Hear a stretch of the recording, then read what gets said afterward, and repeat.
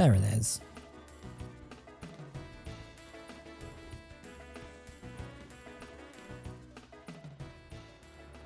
We'll turn down the doing my Sunshine Cross DKC remix, which of course obviously I have for reasons. Sorry about that, guys. Welcome to the stream. Welcome back to Phoenix Wright Ace Attorney. How are you all doing on this Saturday afternoon? How's everyone's week been? What a week it's been, guys. God. I made a checklist of stuff I wanted to talk about at the top of the stream, because I was off, didn't stream last week because I wasn't very well, which I'm still not 100%, just to be clear. My voice is a lot better, but I had kind of really bad cold, and now it's kind of it's most I had a really, really terrible throat. I was really snotty and standard cold stuff. But it's now got to a point where it's my throat's fine, and I'm not really that snotty, but all the snot is kind of it's still there. So it's just kind of if I cough, I end up it's really mucousy. It's really weird. So I'm dealing with that. I don't know if I'm going to be able to do all the voice acting to the full extent of my inability. So we will have to see how that goes. But yeah, so very weird noises, or it sounds a bit weird vocally. That's probably why. It's because I'm sick. There's no reason. There's no reason why it would sound weird. There's no reason why the stream would be bad either. That's it. That's the reason why. Totally that's the only reason. But yeah, so I think, as I was saying, so I'd taken the Sunday stream off last week. I was never intending to on Saturday because I had other plans. But so it means that in other words, I haven't really gotten to do a little catch up and run around of stuff I've been playing outside the stream, which is because I'm playing some really cool stuff and I really want to talk about it. So I finally, I think at one point, a couple of streams ago, I was saying about how I really wanted to, and I felt it was kind of time for me to start Deltarune. Well, I did, and I've played up to chapter 4, so I've finished chapters 1 through 3 at the moment. And guys, I know I'm it's not a controversial opinion, not a hot take or anything, but that game is so good. Genuinely, it is exactly what I wanted from an Undertale successor or sequel, or however you want to phrase it, because it's a sequel, but it's kind of not. It is, because it connects to it somehow, and I'm still not 100% sure how, and I'm fascinated to see how it does. It's kind of almost, it's a sequel in that way that Majora's Mask is a sequel, where there's that whole well, that was weird. My encoding overloaded. That's never happened before. Weird. Yeah, so there's this whole town in that game that you visit, and it's very Majora's Mask to Ocarina Time, where they're using the same models of characters from the previous game, but they're obviously not the same characters, except maybe Sans. Sans is probably the same person, exactly the same character. Whereas so Undyne is back and she's a cop now, which is kind of fitting with her personality, but it's also I don't know if that's where she ended up at the end of Undertale. So it's interesting. Yeah, so it's, and then all the worlds that you visit, it's very it's more Monster of the Week to some extent, although it is connected. And World 3 and Chapter 3 was just so my jam. I love these kind of crappy retro quiz show aesthetics and vibes, and it's just, that's the whole chapter. And then that character's the main antagonist or character you meet in that world is this weird, he looks really off compared to everything else, and it doesn't really fit him, but it works so well. He's kind of it's all sprite based, and it's all very basic sprites, and then this guy comes in and he looks like the sort of the Donkey Kong Country sort of aesthetic, and it's so interesting and weird, and it's so visually it's weirdly, for a very sprite based RPG game that has its roots in RPG Maker, it's it's really ambitious for what it's trying to do, and I really applaud it and I really love it, and I'm really looking forward to playing chapter 4 probably at the end of the stream, and then like obviously them waiting 4 years for chapter 5, 6 and 7. But yeah, I'm really glad I finally got to it. And I've also been, and that's been really great. Like it is unsurprisingly super funny as well, and yeah, it is exactly the game I kind of wanted. I was hoping it would be, and I love it to bits. And I've also been playing Pokemon Legends ZA. I finally got around to playing that. I had debated about whether we were going to do that on stream, and it's quite nice to just play a Pokemon game casually. Like Pokemon is such comfort. Pokemon is such a comfort series for me. So I'm liking it. I'm not 100% on the battle system at the moment, but I reckon that's going to be something that I will get to grips with. It's just so weird to play a Pokemon game that isn't turn-based, but has all the same like kind of move sets and like the combat is almost the same apart from it isn't turn-based. It's very weird to get my head around at the moment. But it's interesting. I think about the game that I do regret though. So you get your starter Pokemon, and I wasn't wowed by the starters in the game. Like they're fine. Like Totodile, Chikorita and Tepig aren't my favorite free starting Pokemon. Like I kind of prefer all the other starting Pokemon from those ones respective gens. I'm a big Cyndaquil fan. I always chose Snivy in black and white, so wouldn't have chosen Tepig. Anyway, but I was like, well, I'll choose Tepig because I like fire type Pokemon just in general. And I mean, either way, I'm going to get a cool like fire type starter Pokemon. Going to get a cool fire type Pokemon, which there aren't really that many of, to be fair. Outside of starters, and also he'll have a new form for this game, which I still haven't been spoiled on, which I'm quite happy about actually. So I think that's going to be quite neat to figure out what that looks like. But then like, so I chose Tepig, and then like maybe 2 hours into the game, you basically get given a Fennekin, and I was like, well, why did I choose a fire type starter Pokemon when which I'm a bit ambivalent about if I'm going to get a fire type starter Pokemon that I really like 2 hours later, because I'm like, well, I don't really want to get rid of Tepig because he's my starter and I like keeping the starter, but at the same time I want the Fennekin. I also caught the Chespin as well, which you can also get like not that long afterwards. So I have a good grass type Pokemon as well, which is cool. I do like they do give the Cal starters out like fairly early on in the game, but I just wish I'd known that a bit in advance. Anyway, we should play some video games. I have a lot of other stuff I wanted to talk about, but I don't feel like that was the time. Maybe we can catch on to the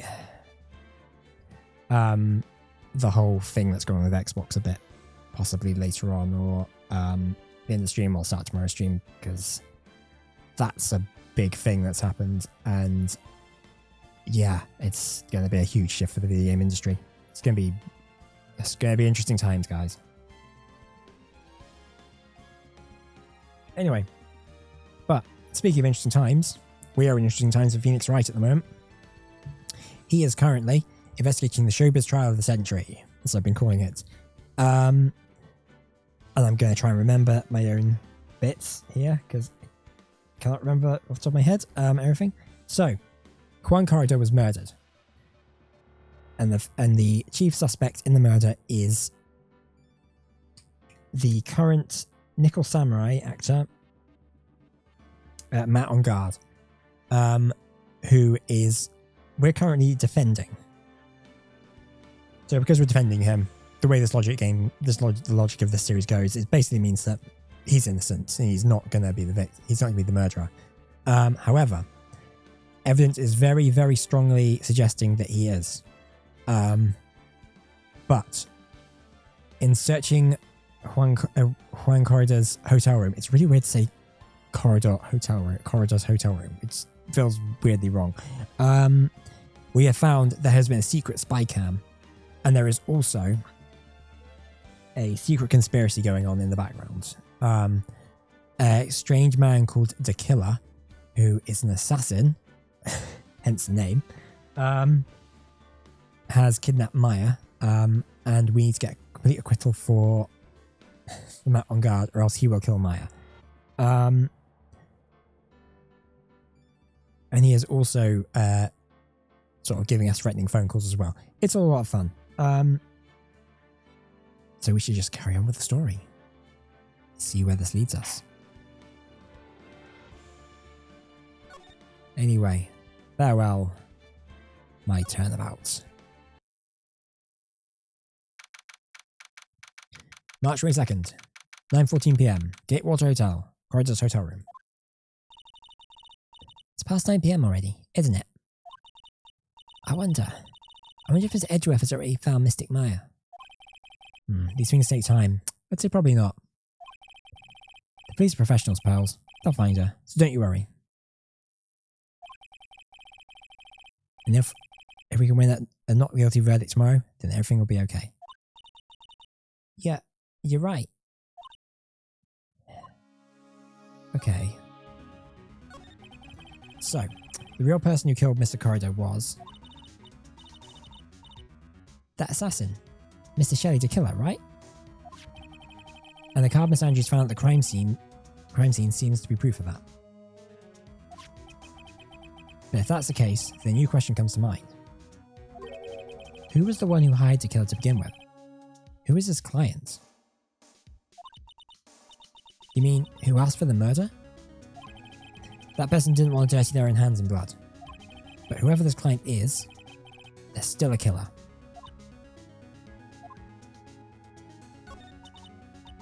Who could have hired the assassin? Do you think it was Mr. Andrews? I wonder. But if she was the client, then why go through the effort to stab the knife into her corpse herself? But if Miss Andrews wasn't the client, then no, it can't be. Matt Angard himself? Mr. Angard really did hire the assassin. And he's not innocent at all. Far from it, he would be guilty of the crime. But it can't be Mr. Angard, right? I mean, when we first talked to him... Mr. Angard, I'd like to ask you one more question. Did you kill Mr. Juan Corridor? Alright, just so we're clear. I didn't kill anyone, and that includes Juan Corridor, okay? I didn't see any cyclops that time. Actually, that reminds me. Did you remember something, Mr. Nick? Yeah, something Miss Andrews said at the trial today. She had something interesting. So what was this interesting thing? Oh, that's right. You didn't hear it, did you, Bells? Juan bet everything on the Jamming Ninja this year. And if he lost the Grand Prix, he was going to make sure Matt was going down with him. That's what he thought anyway.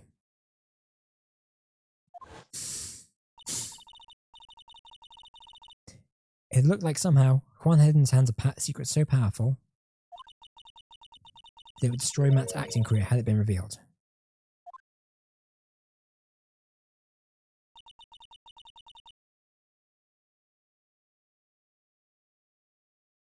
Mr. Angard's secret? What is the secret? I don't know yet.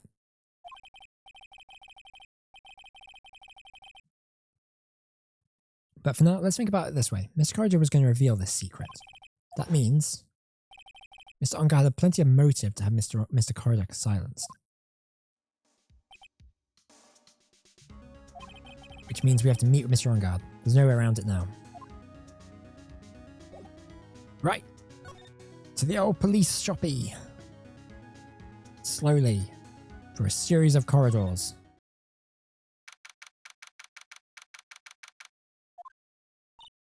Wow, it's really getting late, isn't it, Miss Nick?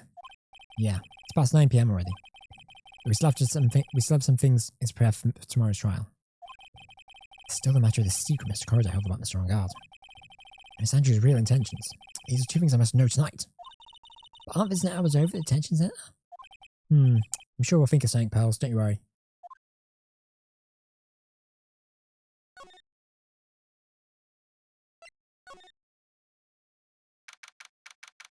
Anytime it cuts the screen, you get like the date and the location.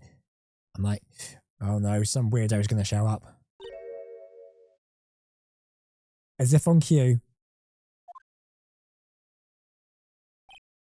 Hey, wait! Why is it, whippersnapper? All I know is that there's nothing that's anything to do with you is ever good. Like just now, I was handed a strange device for who knows what reason. Go on. And I was told to search the whole hotel. That's the bug sweeper, isn't it? The one gun she made. Oh, I don't know, and frankly I don't care. But the request came from Edgypoo, so... Edgeworth? And he said... If you feel angry, direct your anger at that unsophisticated lawyer.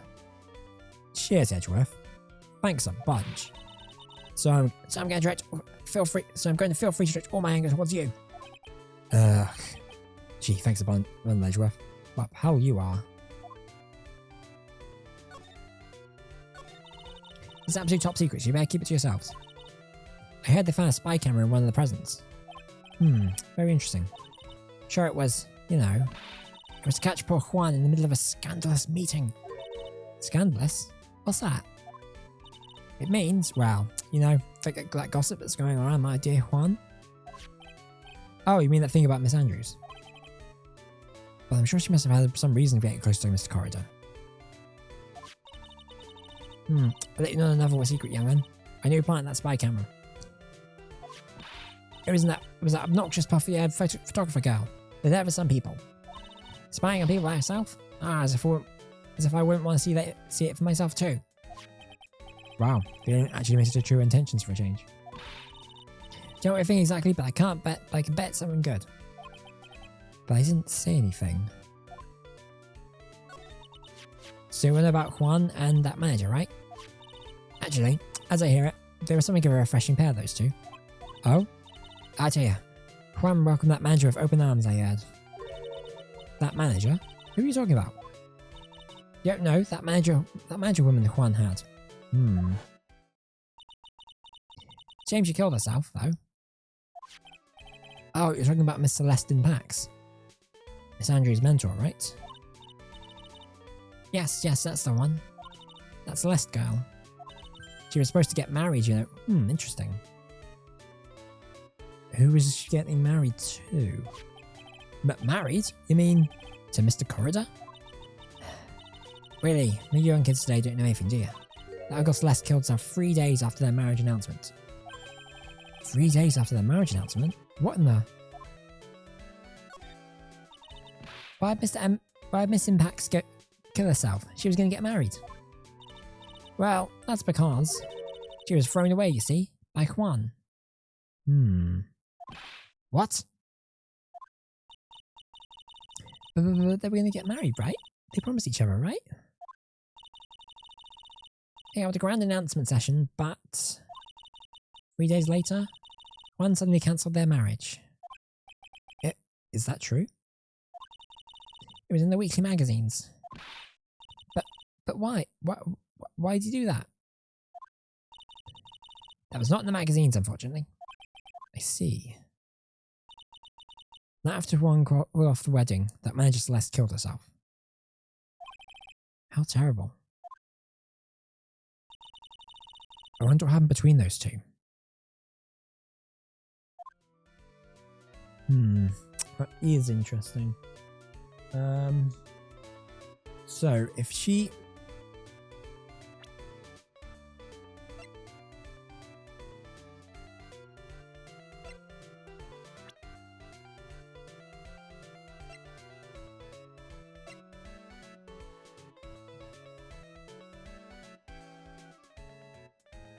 So she would have deemed her... So Andrews, because Andrews was a bit... was a bit obsessed with her Celeste. but she probably would have wanted revenge on Corridor she would have probably seen him as responsible for breaking up the marriage and essentially causing her suicide. So that gives her motive as well.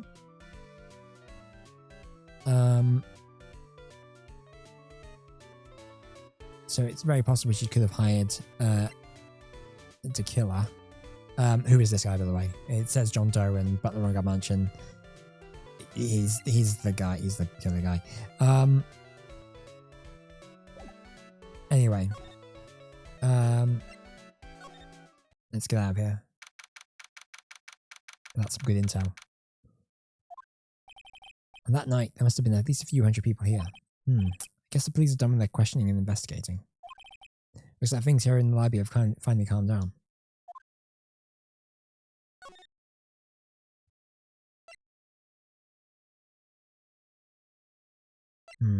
So we can't get to, obviously, correct the detention centre. What if we go to the criminal affairs department? Can we talk to...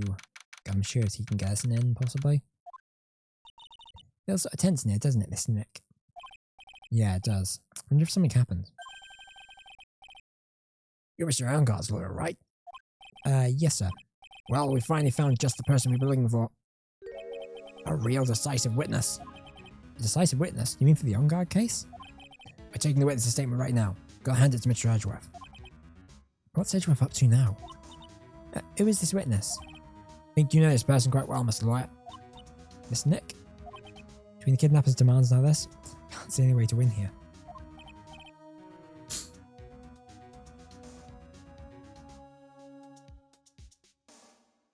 Oh yeah. Mr. Edgeworth wanted me to give you something. He did? Even if visiting hours are long over at the detention centre, we wanted to grant you special permission, so there you go. What? They're very cool, so they know. Go on, go talk to your heart's content. Thank you very much. This is such good news, Mr. Nick. Go talk to your heart's content? Sounds like the police are pretty sure they have tomorrow's trial in the bag.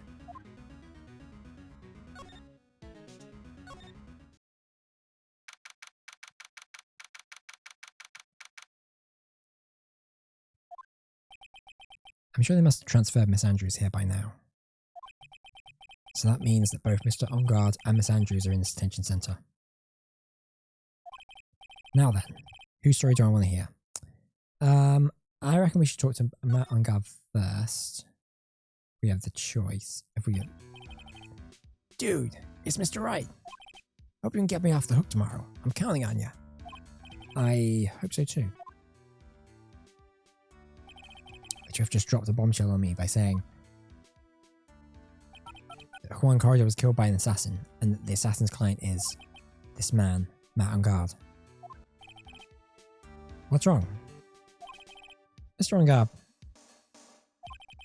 there is something I must know with 100% certainty. You seem kind of different. You're usually not like your usual lawyer dude self.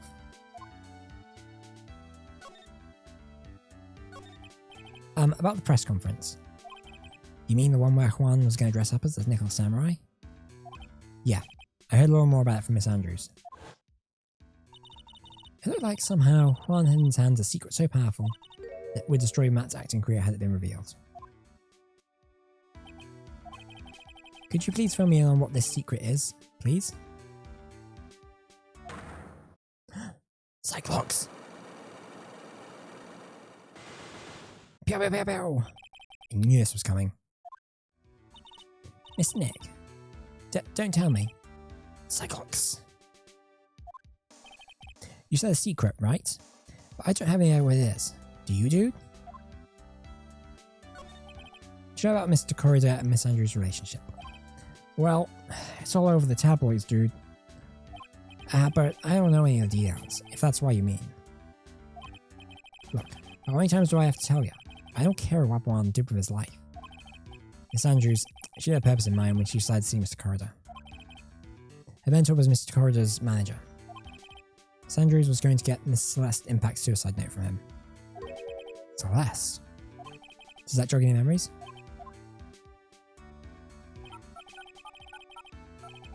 Dude, I suddenly got totally hungry. You up for a pizza? My treat. You can't get a pizza in a detention center. Snick, what's a pizza? Is it a kind of pea, like green peas? Let's get one later, okay? Ugh, I got cut off by the pizza dude in the shop. That's too bad. Well, how about we get our minds off this topic and talk about something else, okay? Strong guard. You connected to Miss Impact's suicide in any way? Why don't we try and break the Cyclox? Crap, I forgot you gotta do the Magatama.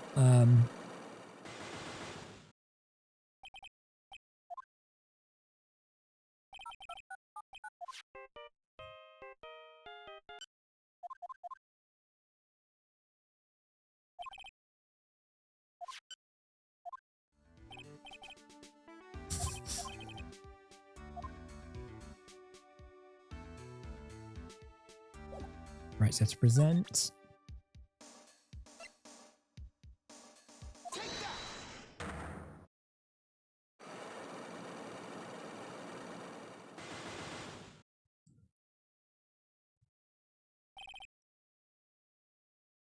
That's secret. Now, let's hear what the secret of yours is. What if Mr. Corriger had been successful in his plan? What would you have disclosed? Told you before, dude. I don't know anything. I don't know anything about Juan, okay? Look, Mr. Wright, I can keep on saying until I'm blue in the face, but I totally didn't pay Juan any attention the whole time that night. I mean, come on, I was in the middle of a nap. Don't lie to me. Huh? I know you paid close attention to Miss Corriger, especially on that night. Okay, what have we got that could be seen as proof?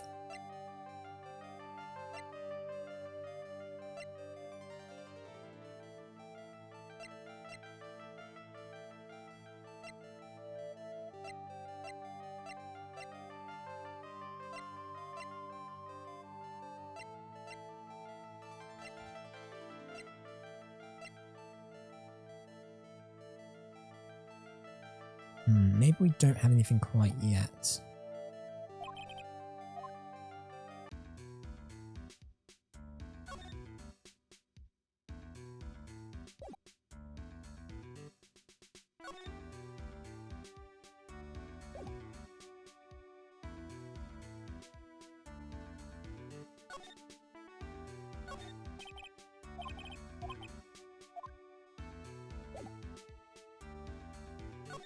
If we move back to Wright's office and then back...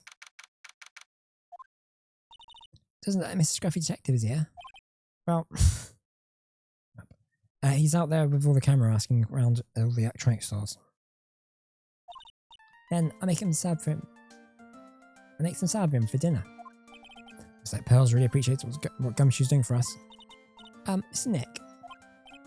Yes? Where's the lettuce? I don't think I've ever bought lettuce before. Huh. Oh, I guess I have to give up on making salad then. Guess the lack of lettuce is kind of a problem.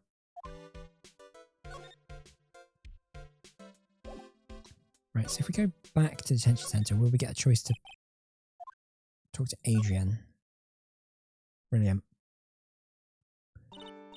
Oh, it's you. Sorry, I'm sorry to be visiting at such a late hour. But there are a few questions I absolutely have to ask you tonight. Me? I thought your client was Matt. I'm sure Miss Andrews knows something. She can't be clueless about the secret Mr. Corriger had on Mr. Ongard. I'd like to ask you about Matt Ongard, if you don't mind. Mr. Wright, you still don't know, do you? The real him, I mean. You seem to bear a lot of resentment towards Mr. Ongard. If that's the case, then why did you become his manager? And why would you become intimate with his rival? That has nothing to do with this case. Nothing.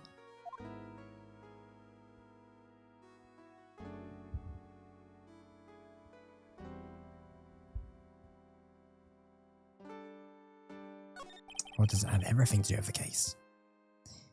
About Miss Celeste Impacts. I finally put her death behind me. Now, thanks to you, it's all come back to the surface. Yeah, sorry about that one. I'm sorry. Yes, I was shocked by her suicide. And it's true that when I heard the rumour that Juan was the one who had hidden her suicide note, I began to draw close to him.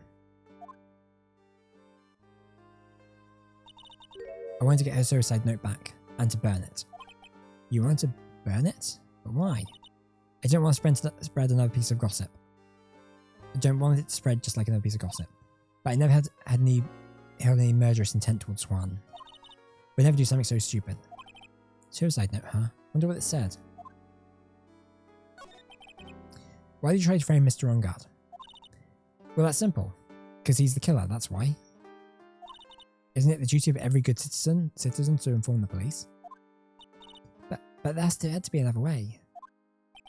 Police are excellent at doing their job, so they'd figure it out, right? Yes, they're so good that they couldn't figure out the real truth behind Celeste's death. Sad news. Well, no, you're not the type of person to do something without a reason. So please, tell me why you did what you did. Revenge. Huh? Did you say something just now? Oh, one slight lock. Don't you understand yet? You're not my lawyer. To be honest, you're more like my enemy. But I'm sure I just heard Miss Andrews say, revenge.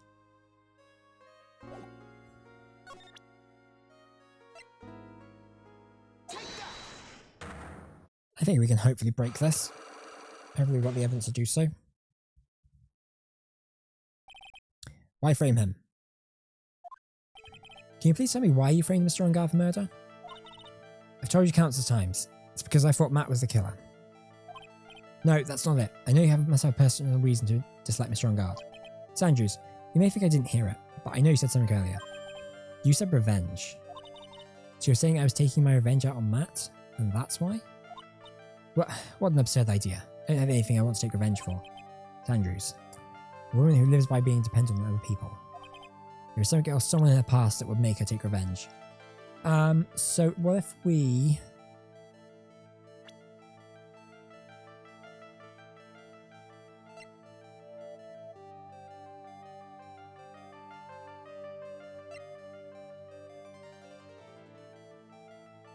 If we select that, would that be the option? Or would it be the suicide report? And then,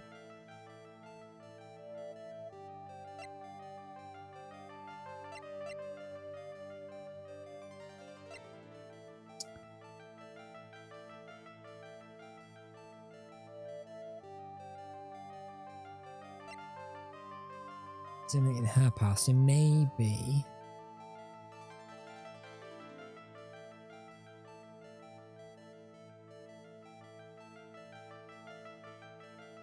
Maybe that? You're trying to help or hurt Matt with what you're doing. Huh? What do you mean? It's a random haphazard way of throwing evidence you're so fond of doing. That's not what I'm trying to do at all. Crap. Okay,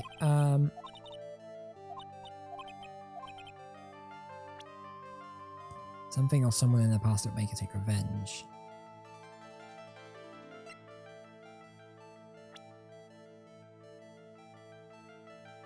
I mean, I think the Celeste impacts is probably...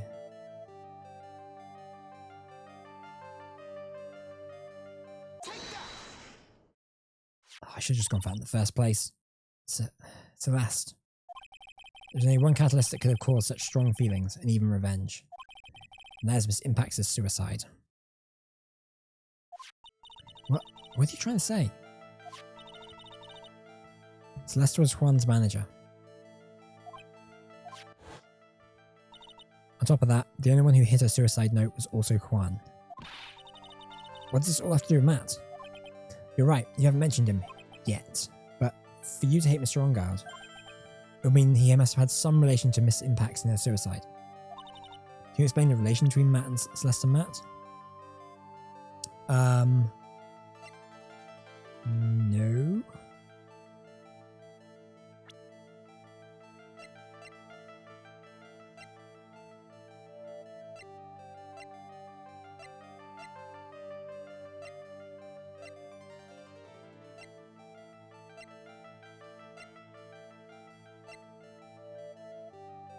I don't think we can at the moment. I think we have to go back.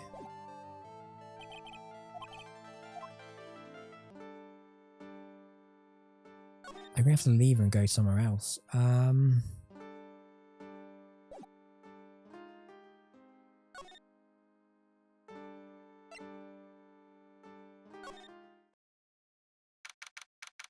Is there any new information here?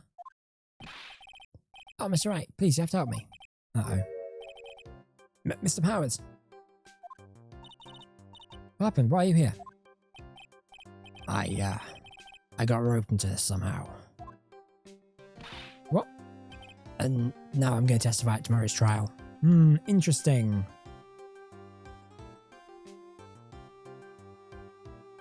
So the decisive witness is Mr. Powers? I was talking with a detective until a while ago, and I was on my way home. But all of a sudden, you're under arrest, and I was brought back here. Oh. Said my face and the whole stuff in general looked suspicious or something. Well, I guess I can see how they thought you looked suspicious. Sigh. I'm just a normal guy on an exercise show for kids. Is that a crime? So, about the testimony you're giving, what are you going to talk about? I really don't know yet. But it sounds like something pretty important from what they tell me. Something important, what was it? Well, the detective told me not to talk about it. Can't tell anyone, especially not that lawyer. Who do you think is that lawyer detective was talking about? It me. I'm going to take a wild guess and say it's me.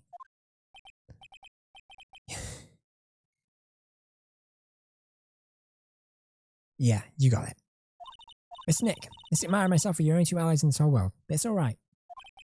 Ouch. I don't really have a lot of friends, do I? This is going to do a lot of damage to Matt, you know. Because he's got that refreshing, like, spring breeze image going.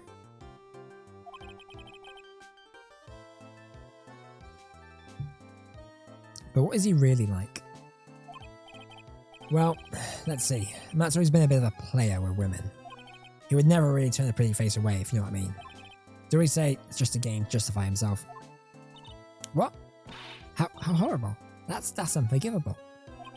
Oh, sorry, I didn't mean to offend you.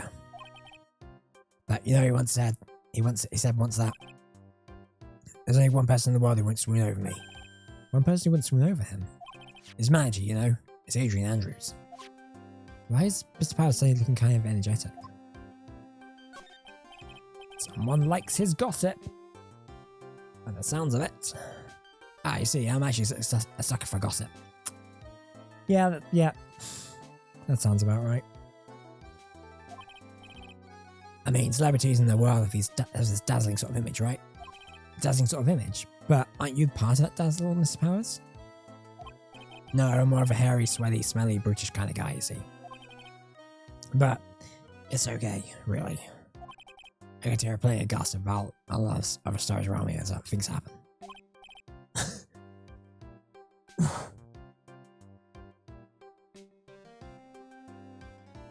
Again, sorry folks.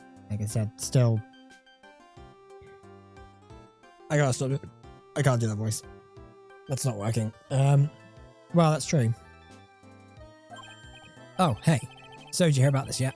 About Miss Andrews mentoring her suicide? You Miss Impacts? We had something about how wedding was cancelled. Yeah, that's what I'm talking about. I thought about it the other day. About that mysterious death. Hey, Mr. Wright, why don't you go ask me about that? Go on, go ahead. Let's charge up this kid's practically glowing with electricity. Hey, so have you heard this? Celeste left a suicide note. And they say that Juan went and hid it. We heard about that in court today. But there wasn't any actual proof that she left a note. Well, this is what I think. I think something bad was written on that note. Something bad for Juan, that is. Something bad, Mr. Corrida? Why do you figure so? Well, before she died, Celeste talked with a few of her friends. And she said, looks like I got caught up with a truly insidious man. A truly insidious man? Did she mean Mr. Corrida by that? Well, there's no one else that fits the bill, right? And that would be the reason enough. That'd be reason enough for him to hide the suicide note. I see. Well, that's some good info. Thank you. Yeah, you're welcome. Mr. On Guard and Miss Andrews are both at the detention centre right now. There's still things I don't understand or know about, I'm sure. I have to get the two of them to tell me everything. It's Nick, your phone. Hey, that's a Steel Samurai theme song, isn't it? I don't like the sound of this ringtone right now. It sounds kind of ominous. Yeah, I know. Look. We're in trouble now, pal. I'll be back in the office very soon. So, really explain just happened. Mr. Edgeworth, he... Edgeworth? Anyway, hurry up and get back to the office, pal. I don't know what's going on anymore. So good. The end. Like that.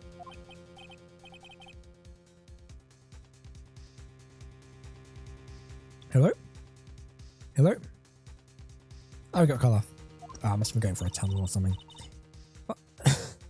What's going on, Mr. Nick? Gumby said we need to go back to the office right away. Then we should hurry back. Oh, I'm scared to go back. What are you talking about, Nick? Put yourself together. Maybe it'll be good news. Somehow I doubt that.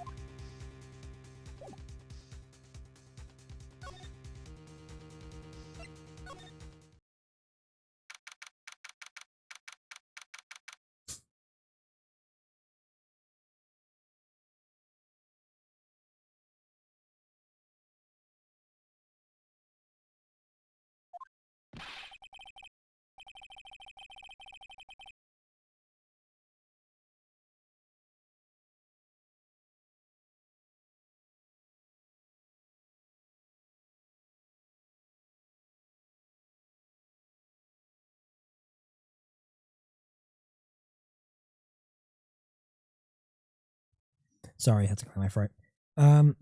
What took you so long, pal? Mr. Edgeworth couldn't stick around forever and had to go. Well, what happened? We got him.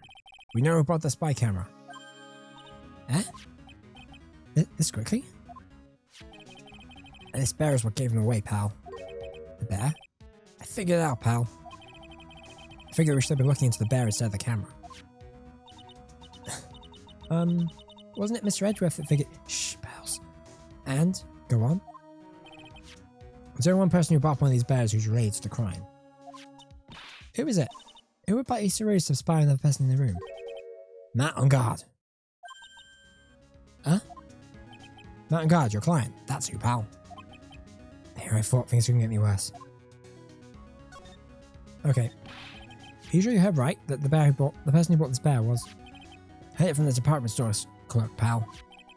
This is a credit card receipt for the purchase. It's a $3,800, pal. That's the exact price, match the price for that stuffed bear. A receipt? That's what you had? Nah, it's not just a receipt, pal. The store clerk said so himself. Told me I'm sure I sold the bear to Mr. On Guard. I mean, the clerk even got Mr. On Guard's autograph out of it, pal. So I'm sure the person who bought the stuffed bear was Mr. On Guard himself. My sight is failing me. This can't be. So what about the spy camera we found? Ah, well, that was a dead end, pal. I mean, you can get this kind of thing from anywhere. But for now, I guess you can give these back to you for your far away into evidence.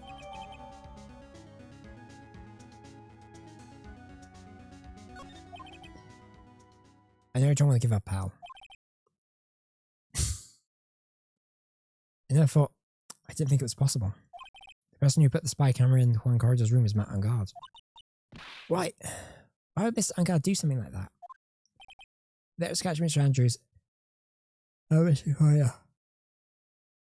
Oh, well, I want rendezvous. I bet it's not good enough for me. I have to know the absolute truth behind this camera. You gonna see him? Mr. On Guard, I mean? Yes. I'm scared, Miss Nick. What we're gonna find out next. Scared myself, but I've put a good face for pals. My God, what have you done?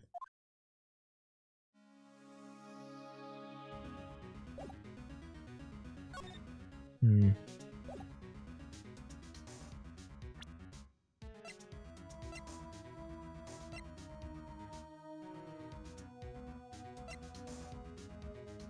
at that. Proof that On Guard bought the stuffed bear identical to one evidence.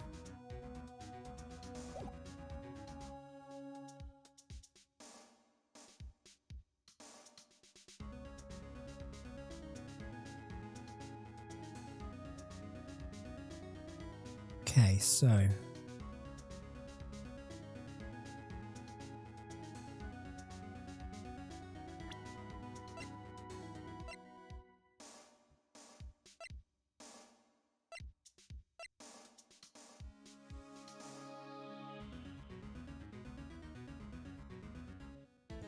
Okay, I think we're gonna have to go see Matt on guard.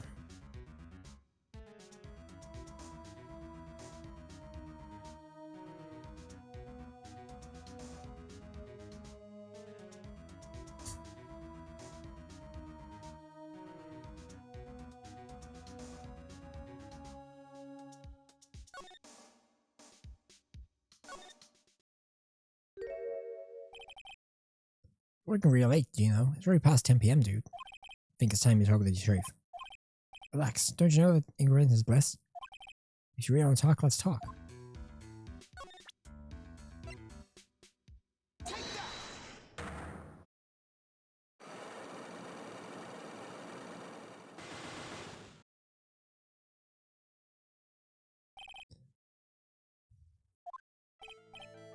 Now let's see what the secret of yours is.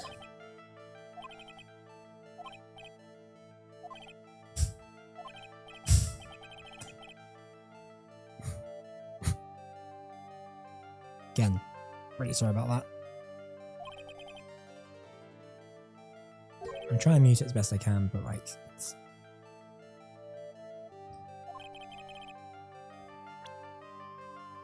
Right, so I need to pay attention to vision at night. So if we use the spy camera...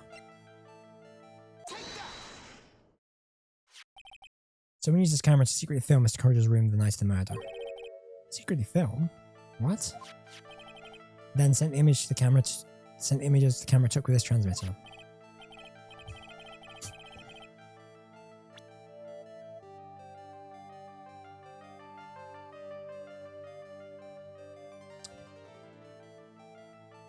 But wow, but where was the camera? This camera you're talking about hidden? In the big damn bear. So my camera's hidden in this bear's eye. A bear that was supposed to be present from a fan. Guess one of quite a few of those fans too, huh, dude? Actually, I wouldn't say this bear was a present from a fan.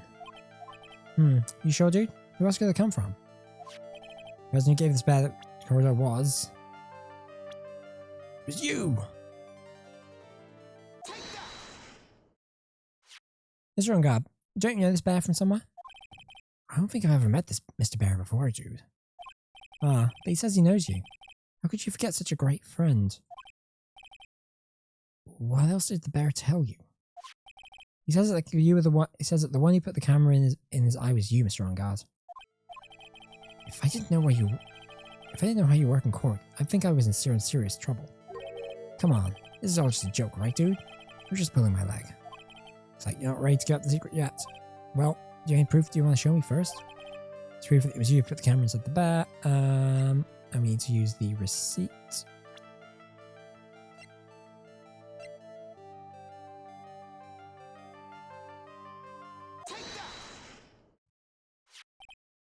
I have here one credit card receipt, Mr. Ongab. It's from when you bought the stuffed bear. Dude, all you can tell is that they spent $3,800. I go to that department store all the time, okay? This $3,800. This could be the one toothbrush I bought that one time. A $3,800 toothbrush. It's ivory and it's got elephant hair for bristles. Ew, elephant hair? Is that what rich people use nowadays? Rich people are weird. Anyway, the store clerk clearly remembers you and your purchases. After all, you even gave him an autograph, did you not? Dude, you should have said that earlier. So can I ask you one more thing? Yes? You're my lawyer, right, dude? So, if you are, then why are you looking into stuff like that? Because if I don't know the truth, I can't help you. Sounds more like stupid lawyer talk to me. Hey, let's stop talking about this, okay? No, not yet. I haven't asked why you set the camera up yet. And what your secret is. Of course, it would be secretly confidential. So, what are you going to do now? I'm going to find out what I want to know, because I must. The reason you hid this camera in Mr. Corridor's room to film it in secret is...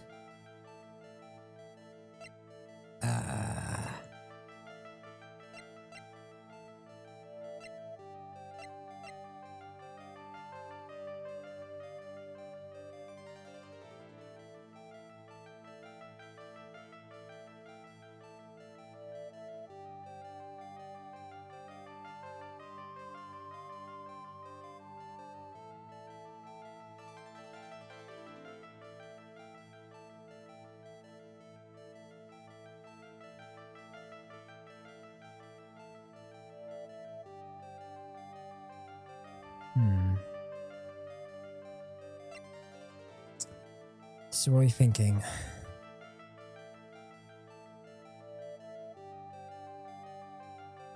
I mean, it's probably to spy on Adrian, right?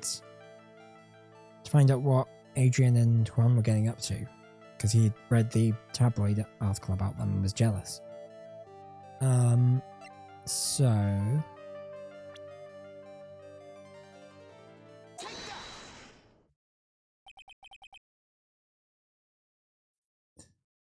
Adrian Andrews? There's a rumor going around that Miss Andrews and Mr. Corridor are having secret meetings. You, who was keeping tabs on Mr. Corridor, you're going to reveal this as a fact and turn it into a scandal. Is that right? Dude, you can be such a moron. Huh? Oh man, this lawyer, dude. That kind of scandal? That's the good stuff. That's what we in the industry call juicy. The good stuff? Juicy? Look, we can get publicity without spending a penny over that kind of stuff. I mean, people stop paying attention to us, then that'd be the end, dude. Too bad that wasn't your intention. What are you talking about? I wish your reason for spying was something so innocent, but it wasn't. You didn't spy on Mr. Corridor because of Miss Andrews. There's no reason I can think of for you to do such a thing. The reason you set up that camera, Mr. Corridor's, was...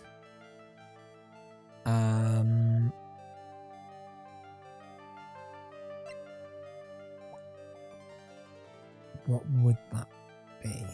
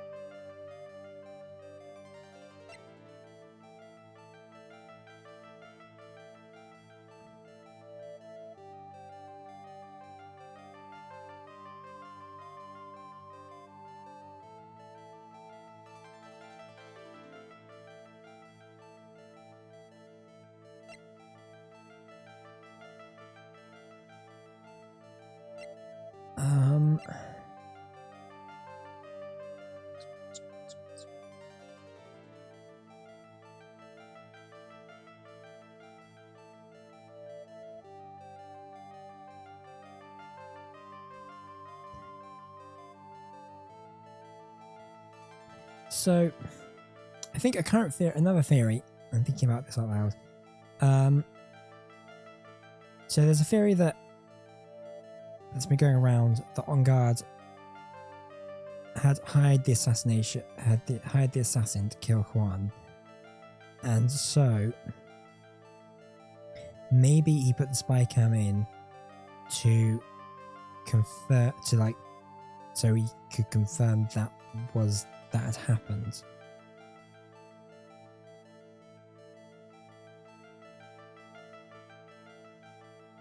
So I'm going to guess the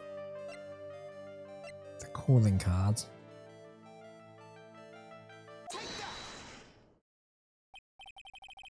What is this card? Maybe he doesn't know about this card. This is a certain man's calling card.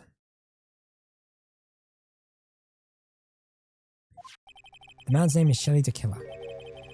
And I'm sure you know of him, don't you? Shelley the Killer. That's ridiculous. Why would I know some shady scumbag like him? If you don't know him, then why are you acting so jumpy all of a sudden? Well, this is it. I'm finally starting to get to the truth. Can't afford to make any more mistakes. Mr. Ongab, I know why you know Mr. Killer. It's because you're his client. Since you're the one who set up the camera, it means you knew exactly what was going to happen in that room. So, how? How would you know something like that? It's because you're his client, that's why. You hired Shelley the Killer to assassinate Mr. Juan Corridor. The real mastermind behind this whole murder is you, Matt On Guard. Here I was, trying to be a good boy for you, dude. I thought if you didn't know, you'll be able to do your job without feeling bad. Well, that's what I thought, anyway. Mr. Ungard, you really did hire?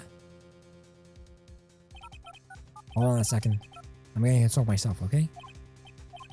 Consult myself? Well, I guess it's probably about time anyway. About time for what? I think it's time for you...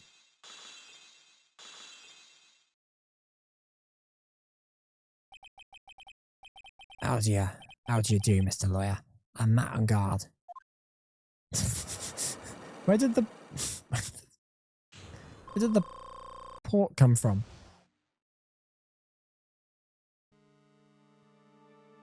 Alright, well, what's going... Well done, Mr. Wright. I bet it wasn't easy to gather that as much information as you have. You really? So you really are Shirley to kill his client? You didn't really think I'd dirty my own hands in this, did you? What do you mean? That woman, Adrian, was quite brave herself, trying to stick the crime on me. But I didn't think she had it in her. I know, but all I care about is that one is dead. Isn't that right, Mr. Lawyer? That's... You're lying. That what a terrible... That's way past your bedtime, little girl. Go on, let us grown-ups talk about more adult things. But why did you hide the video camera and... A weakling soon believes the words of others. Just like that pathetic Adrian. And you have it's Andrew's secret? But I'm no weakling. I don't believe anyone. Least of all assassins. What? Oh, come now, Mr. Wright. Assassins aren't above blackmail. They turn on their clients into cash cows by holding their sinful deed over their heads. And what a superstar like me. How much do you think I'm worth? Can I guess? And that's why? Yeah, that's where the video comes in. It's got his face and the crime scene recorded on it, reserved for all time. With that, I can keep him at bay and even blackmail him if I want. That's right, that video is my insurance. Isn't that what they call it, Mr. Wright? Why would you do something so wrong? Because I'm a grown-up, and I can. Good enough of an answer for your little girl. Why? Why would you kill Mr. Corridor? Because he was about to sling so much dung in my beautiful public image. Scandals are a little annoying, aren't they? This is all because of that press conference, isn't it? Mr. Corridor had been able to give it, then Mr. Ungard's secret would have... Ah, well, that's what we call taking advantage of the situation, you know.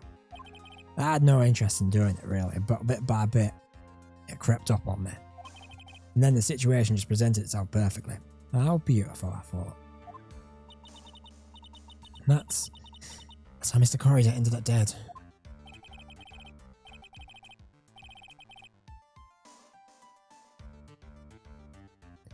Let me tell you something. I'm not like Adrian. I don't depend on anyone. People are simply things to be used and thrown away. Put on a sweet, innocent face and people swallow anything you feed them. Adrian fell for it, the assassin too. Oh, and how can I forget? Even you fell for it, Mr. Lawyer. Everyone, all working their butts off for me. Matt on guard. Oh, did that leave you speechless? Oh, what a shame. What's wrong, Mr. Lawyer? You've grown awfully quiet. How could I have been deceived by you all this time? When we first met, I asked if you killed Juan Corridor, and you answered very clearly you hadn't killed anyone. Hey now, I never told you any lies. The person who did the killing was the killer guy, right? And I was taking a cat nap in my room. You killed Mr. Corridor. I dare you to say that in court tomorrow. But too bad, you can't. You're my lawyer after all, aren't you? You can always drop my case and refuse to represent me. How does that sound? But you can't, can you? That would be the one thing you absolutely can't do. But, Mr. Meyer, you wouldn't want to test a killer. He's a man of his word. Or so I hear. You'd end up getting a certain friend of yours rubbed out if you lose. Yeah, you scoundrel. So if I were you, Mr. Wright, Esquire, I think I would give it my all tomorrow. Remember, everyone likes a happy win-win resolution.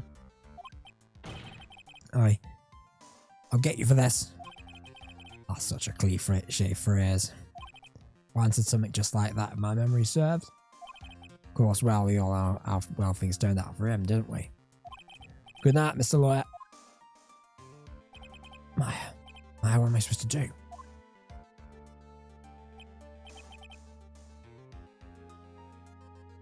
And now you've finally found it. Ah! The starting line of this case. Edgeworth. I don't care if it's already atmosphere here. Let's return to the precinct. Well, Wright, what are you going to do? You plan on changing your strategy? No! I can't do that. That's right. He is holding my hostage. What should I do? That is not something I can answer for you. Mr. Edgeworth. Right? Only you can decide where to go from here. 1 year ago, at that time, I didn't truly understand what a prosecutor was.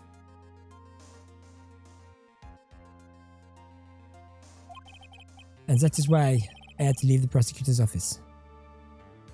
How was the stream? How's the reading going? Oh, it's going very badly.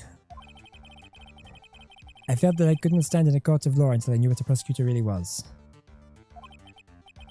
And now, Wright, it is your turn. My turn? Actually, no, it's going okay. I think it's getting a bit better. I think my voice is getting a bit better.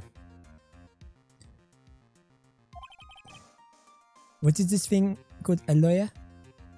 What can you do as one? You must find the answer, and you must find it on your own.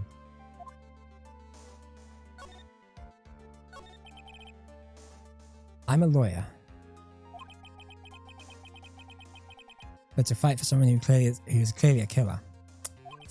Now, oh god, that man is really... It doesn't matter who. Every person deserves a proper defense and a fair trial. Isn't that the basis of our judicial system? Proper defense? What exactly is that? Is it where a lawyer forcibly and blindly gets acquittal through shouting and trickery? Great question. He's kind of French. Say, ironic that you, of all people, should say such a thing. Isn't that exactly how you fought for your clients up until now?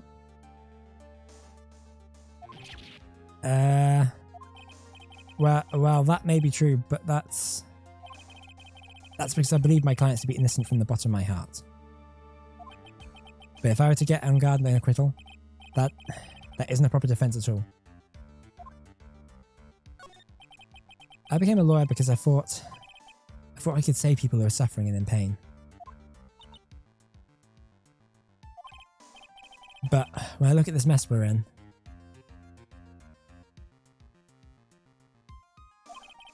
I can't even protect the person closest to me.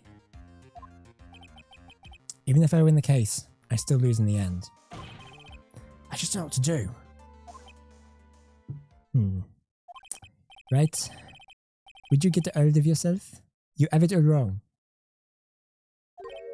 Huh? We aren't some sort of heroes.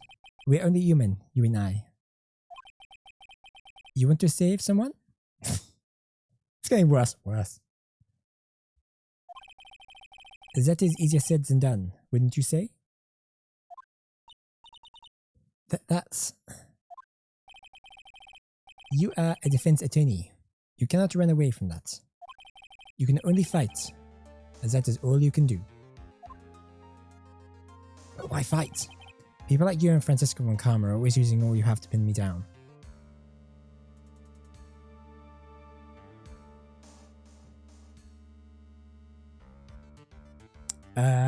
Why not German? Because I can't do a German accent. I have tried. It was worse than the French one. You fight to the very end, even when you know the truth is not with you.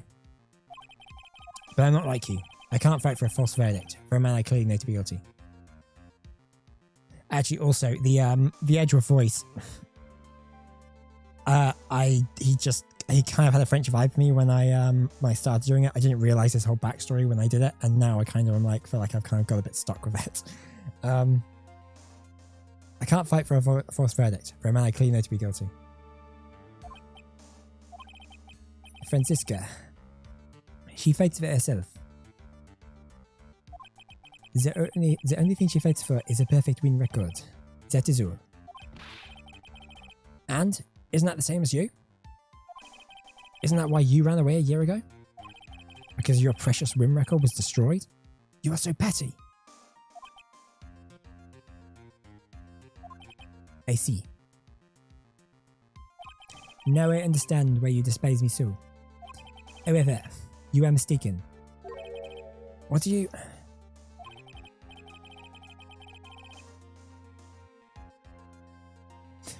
Thanks to you, when you sealed off my path to a perfect win record, I began to realize the error of my ways. I realized the things that such as a perfect record were meaningless. What? I don't believe you. Are you saying that's why you left the prosecutor's office? But then, why? Why are you here now? And the answer to that is something you will find out on your own. I have faith that you will see it before the verdict is read tomorrow. But if you cannot, then you will be powerless to change the ending of the story.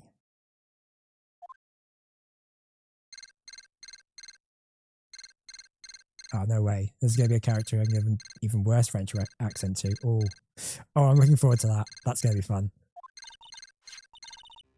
Mr. Nick, the transceiver. I'm sorry for what happened earlier. Now then, Mr. Attorney. Wait, hang on. No, I've got to do the thing. Now then, Mr. Attorney. Now then, Mr. Attorney. Do you wager you can obtain an acquittal tomorrow? My, what is the matter, Mr. Attorney? I don't sense your usual anger this time. Tell me, please. Why are you holding my hostage for Mr. Unguard's sake? Why are you doing this for that cold-blooded killer? Right?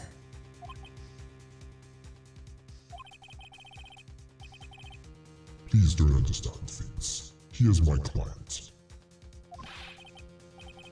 Don't toy with me. A man who hires an assassin is just as much of a killer himself.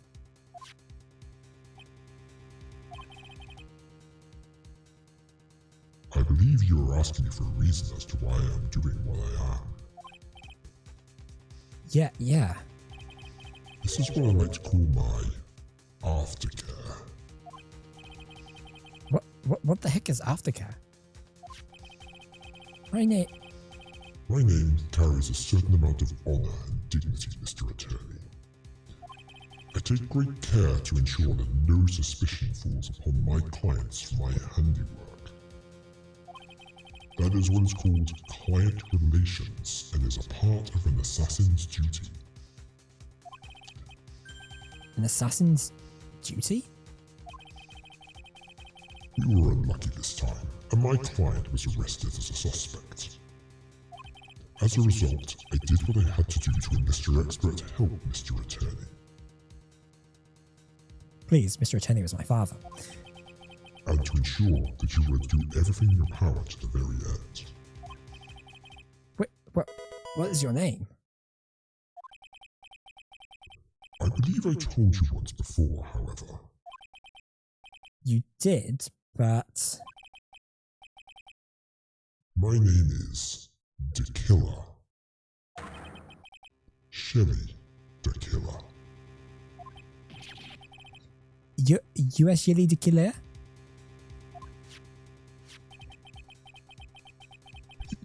Please keep in mind you do not have much space to maneuver with me. As a killer, I always finish what I set out to do. If you fail to keep up your end of the bargain... Maya! It will be my duty as an assassin to see that she receives a nice, long nap. Ah, no. Now then, if you'll excuse me. If someone were to trace the signal back to me, it would be quite troublesome. Well, that was jarring. Mystic Maya! Mystic Maya! I don't know what to say. Edgeworth. Hmm? Did you hear that? At the end of that transmission. Eh? Oh. That? Oh, it sounded like a cat.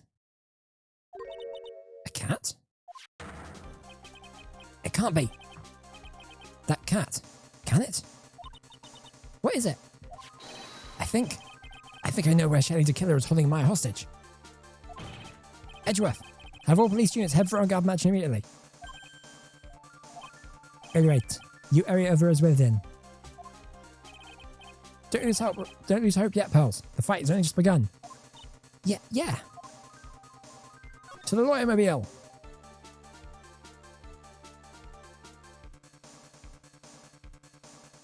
I can't. Right, how do we get to there from here?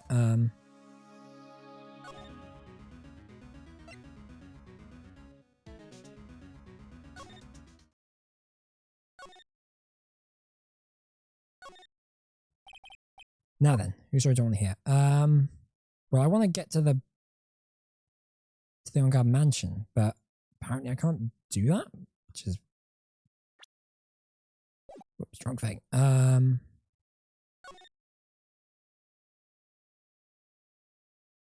Actually, I don't think I want to talk to her.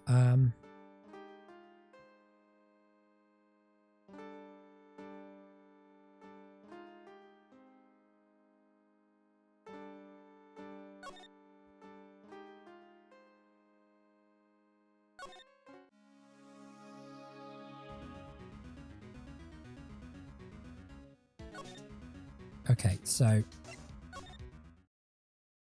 try going from the hotel lobby to... There it is.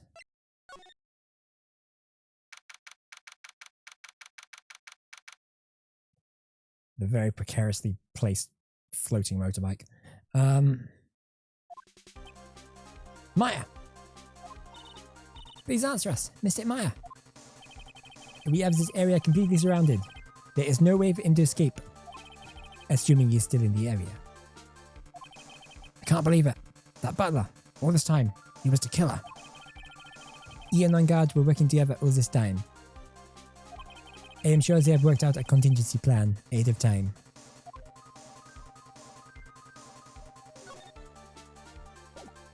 Right. Salmon, because we know it's... We know they're hidden under here because it was really obvious the last time we visited. Oh, it's that figurine of a bear. There are a lot of cuts in it for some reason. Sweet. A bear? Isn't that more of a thing for Mr. Corridor? Why would something like this be here? Right, look down. There's a little bed door installed here. Ah, I'm sure that's for Shu. Do you think that this came through a little door? This door. It is locked. Well, I'm pretty used to breaking doors down by now. Let's go, Edgeworth.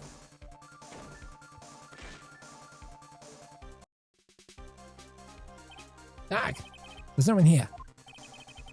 From the looks of this room, I would say this is On Guard's private lounge. Look at this, right?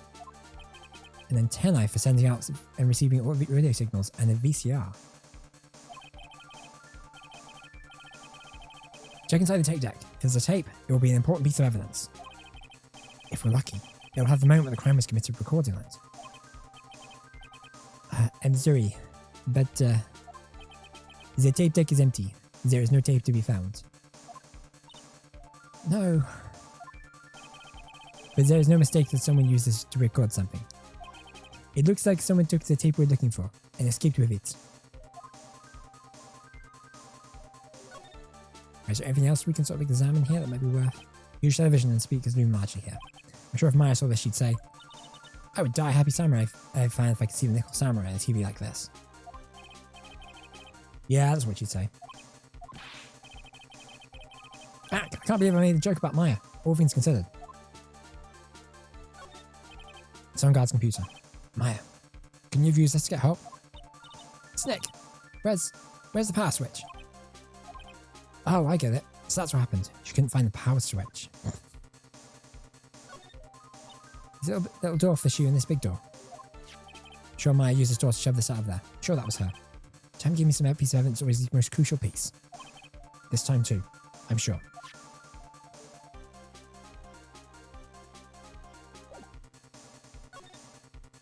To the wine cellar. We've searched all over, but it looks like you're the way. I'm sorry. It looks like he slipped out of our grasp this time. And now, we've lost our only lead. Don't give up yet. That little girl is looking for you to be her pillar. Yeah, you're right. We're close, I can tell. We've already set up checkpoints around every route leading out of this district. Leave the rest to us. Maya. Wow. What a weirdly placed photo of Celeste Impacts. This looks like a picture of Miss Impacts. With love, Celeste. Miss Impacts? You mean? Yes, Mr. Corridor's former manager. Why would the picture of Miss Impacts be here in Mr. Onguard's mansion? Why does it say, with love? This might be a clue. Ah! What's wrong, pals? Please let me see that picture frame. Huh? What's so special about the frame? Is the suicide note, like, hidden but underneath it, possibly? On the back. There's something written on the back of the frame. Maya. Oh, there could be that. It's Miss Maya. She left us a message. What? I thought you'd come. I knew you would. Now listen up. You better get on guard the guilty sentence, okay? If you get that creepy slime bag and not guilty, I'll never forgive you. Ever. I'm fine, so you don't need to worry. There's so much I want to write, but I don't think I have a lot of time left. Pearly, you're there too, right? Make sure you help Nick, okay? Someone's got to watch out for that helpless lunk. That's it for now, Nick. No! See Maya. Right. What is wrong? Why is the blank stare? Oh, nothing. We've searched the house, and this is the last room. It looks as though he eluded us. Edgeworth. Yes? As far as clues go, I think this is about all I'm going to get. But I'm still short one last thing. And what is that?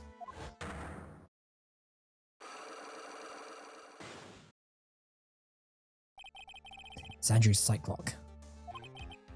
If I could just find out what secret she's holding, then I think I could stand a chance in court tomorrow. To blow this case wide open and expose the truth. I think I know what you're thinking. I will contact the detention center. Thanks, Edgeworth. Well, let's go, pals. It's time to open that last lock. Good evening, Mr. Wright. What's wrong? You look ill. Miss Andrews, I have come to remove your psych lock. Psych lock? I want to know, and you'll tell me. Your secret. Fine. Go ahead. Try to break me if you can.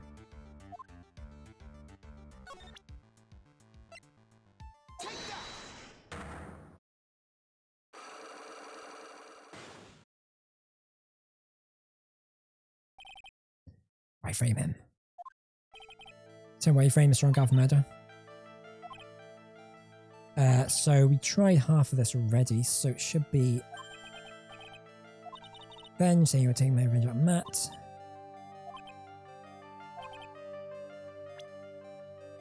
So we select Celeste.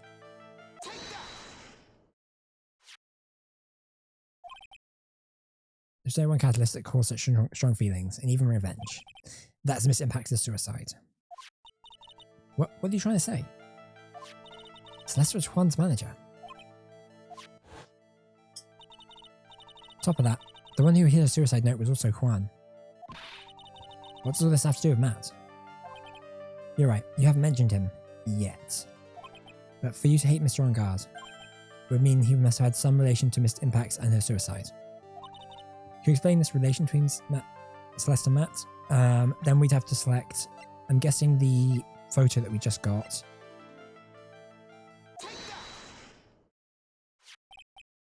This is a photo of Miss Impacts, correct? She looks younger than when she passed away, though. What? With love, Celeste. This is Miss Impact's handwriting, right?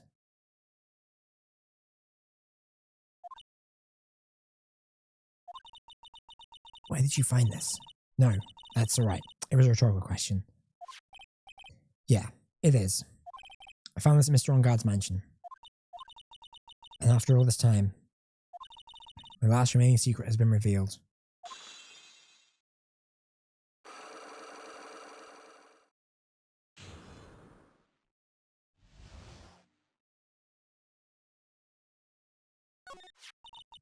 Celeste. She was supposed to get married to Juan. Yes, but I heard that it didn't work out.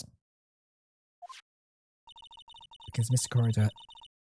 I didn't want her to get married anymore, right?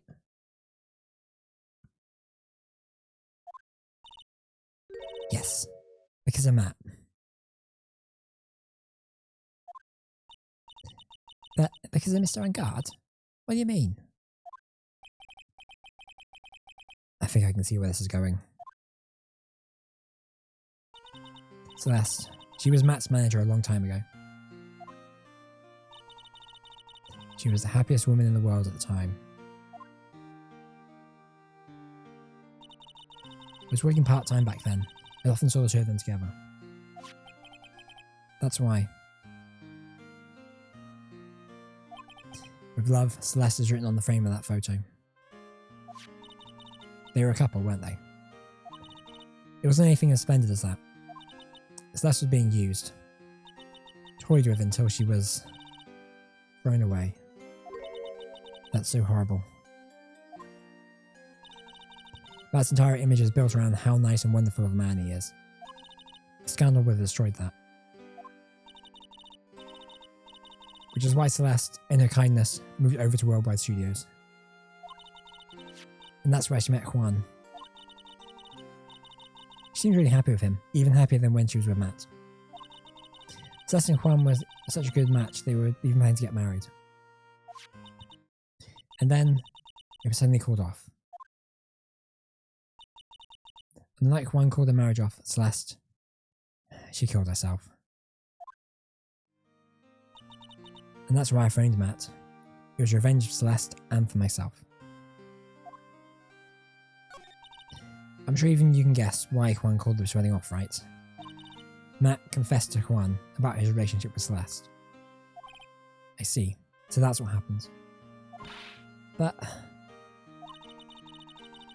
then why did Mr. Corridor have to call off the wedding? I don't understand at all. It's probably because of his worthless male pride. Juan and Matt were always fierce rivals. Matt waited for the wedding announcement and then unleashed the truth on Juan. He was aiming for when it would hurt Juan the most. Poor Miss Impacts. That wasn't even the end of it. That day, I'm almost certain that Celeste left a suicide note behind. And in that note, she left a detailed account of Matt's various misdeeds, and so that she would never be hurt by Matt, she chose to die. Then, when Juan discovered her body, he hid her note. But why would he do that? It's simple. Juan realised that the note was a powerful weapon against Matt, and it would be especially damaging to his refreshing like a spring breeze image. In any case, with his pride hurt, Juan sought revenge. Revenge. There's that word again. Juan wanted to publicly disclose the contents of that suicide note. At a time that would cause Matt the most damage, of course. And that was at the press conference after the stage show. I know all about it because I heard it from Juan. It was so I could find out about all that. It was so I could find out about all this that I drew closer to Juan to begin with. They're quite a pair of hideous monsters, aren't they? Even Celeste's death was something for them to use in their game. That night, when I found Juan's body, it was only natural that I thought the murderer was Matt. Those two were always spying on each other after all. As for me, I was frantically searching for the Celeste suicide note. I wanted to destroy it before it went public. I was going to burn it. I had even brought a lighter. But I couldn't find the suicide note, and that's when revenge crossed my mind. Yes, I was going to bring them my own kind of cruel revenge.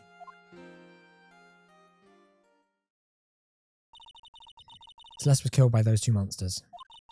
So when I stabbed Juan's body with that knife, I didn't feel a single shred of guilt. And that's all I have to say. Well, Mr. Wright, even knowing all this, are you still going to help that man? I'm a lawyer. I see. What a foul profession. Thank you very much for your time and for talking with me. It was no big deal. I couldn't sleep anyway. Can't sleep either. Not with my situation, or with what I know now.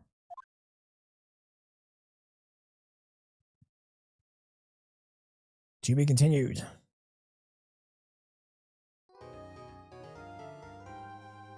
Yep.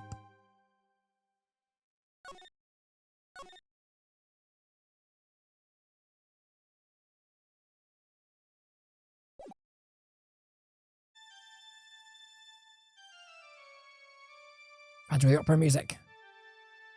It's playing again. How did I get into this mess?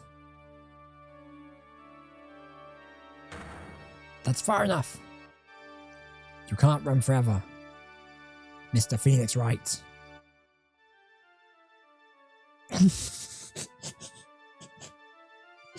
So stupid. I love it. I cannot allow you to go on like this. I'm just a simple defense attorney. Silence. You are no longer worthy of your title.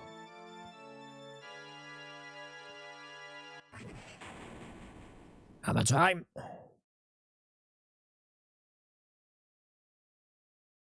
I've had this dream before. Someplace, some time ago. As if this day was written into my destiny. Today, I'll stand in court as a lawyer. To prove a killer innocent.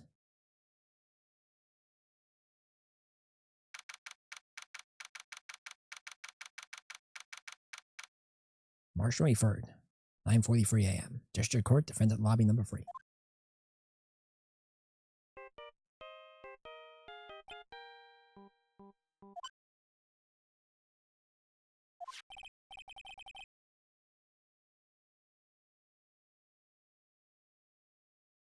Hello, this is Phoenix Wright. You don't look so well, dude. You're gonna prove me not guilty today, right?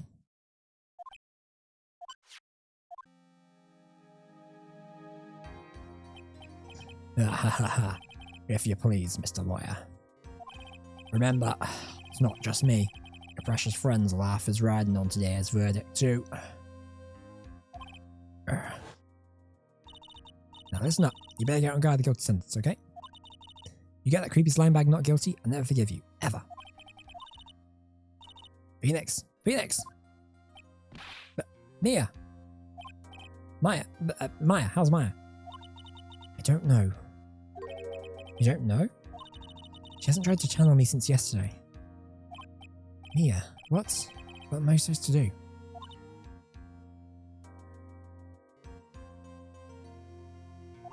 Well, like I said, for a lawyer, the worst of times are when you have to force your biggest smiles. But you can't give up. There's still some hope left. Stop it, please. There's nothing left. Not here. Not anymore.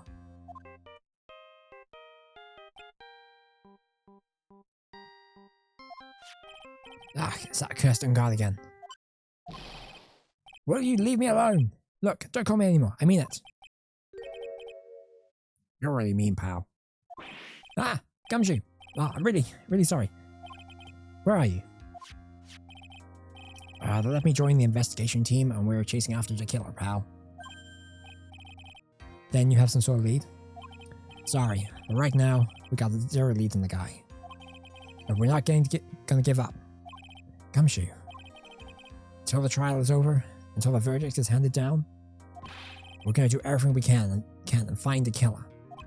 If we can get Meyer out, then you can get on guard the guilty verdict he deserves, pal. That's true. If only I could do that if they found Meyer first. You got that? So you have to do whatever you can to make the trial last longer.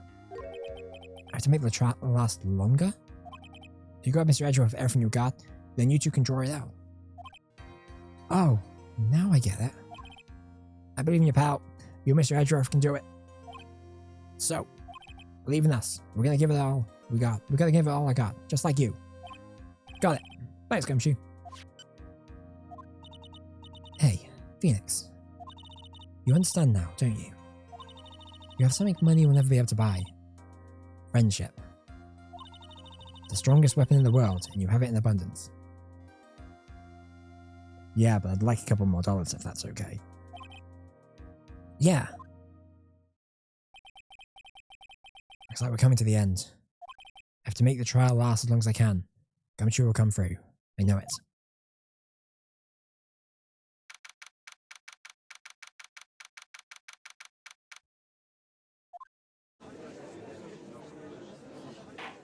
Oh boy, how's this going to go down?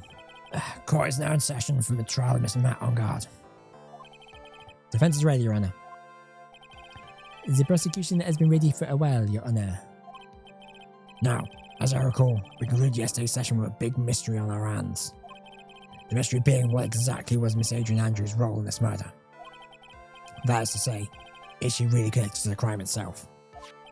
Mr. Edgeworth, will you please inform the court of today's proceedings? I can't keep doing that voice. I gotta figure something out for the judge. Adrian Andrews.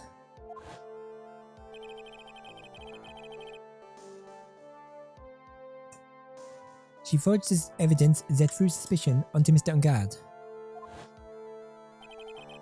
and then proceeded to escape the crime using a nickel samurai costume. The guilt of these actions are those from which she cannot escape. Then you're saying that she is guilty after all? I'm not finished, Your Honor. Miss Andrews has nothing to do with committing the actual murder. I would like to direct the court's attention to this card. What is that? It looks like a shell. This is a calling card of a certain assassin. Assassin, you say? Yes, Mr. Juan Garda was killed by a professional assassin. And the person who hired the assassin, his client, is, so to speak, is Matt on guard. What a surprising turn of events. I would think it has become commonplace by now, Your Honor. I know what's going on this time. So we know that everything the Edgeworth has said is true. But we still have to hold out as long as we can. At least until Maya's safe and sound.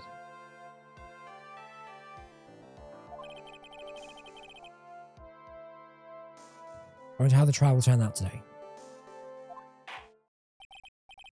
Now then, please call your first witness, Mr. Edgeworth.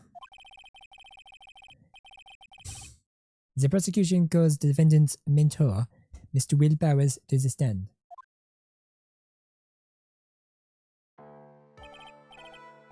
Now then, witness, your name and occupation, please. Alright. I'm, Will Powers. I'm a poor underpaid action star. And what is your relation to the defendant? Well, that's... I guess I'm sort of a lousy mentor to him in a way. Yeah. Mr. Powers, please. You don't need to put yourself down too much. Also, it's weird that we have the same voice. Oh, sorry. Oh, well, I'm just a kind of nothing sort of guy. On the night of the murder, you visited the defendant's room. Is this correct?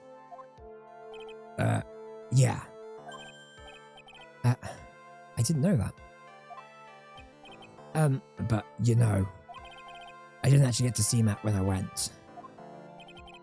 All you need to do is answer what you're asked. Now then, I would like you to please testify about when you went to Mr. Unguard's room. Oh, okay. Sure.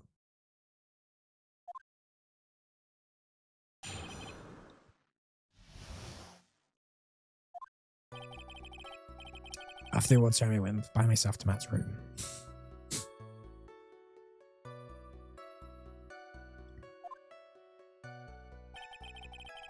Matt was standing there in the front of his room, still in the nickel samurai costume.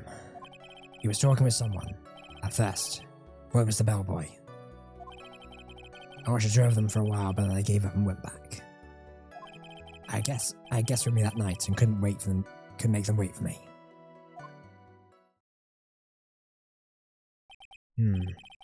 Nothing sounds out of place in Mr. Powers' testimony. Talking with the bellboy is no big deal. When assumes that the person Mr. Ungard was speaking with was an ordinary bellboy. What are you implying? Well, Mr. Wright, let's have your cross-examination, shall we? Looks like we're in for another sticky situation. Huh? A trap. Can't you smell it, Phoenix? Perhaps to find out more, we're just gonna have to charge in head first, okay, right?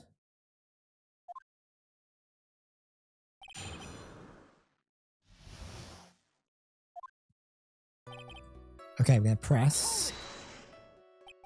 Defendant's room. Why did you go there? Well, I'm his mentor. Sort of big brother, sort of. Like a big brother, sort of. And I want to say congrats. What's wrong? Why did you stop? Mr. Wright. What is it? You're gonna try and trick me into a corner, aren't you? Huh? I know I'm just a poor underpaid action star, but I'm not the killer. No one said you were, Mr. Powers. No, please, don't trick me. Every time you do your lawyer thing, the witness suddenly turns into the bad guy. Well, someone's played the Phoenix Wright game before.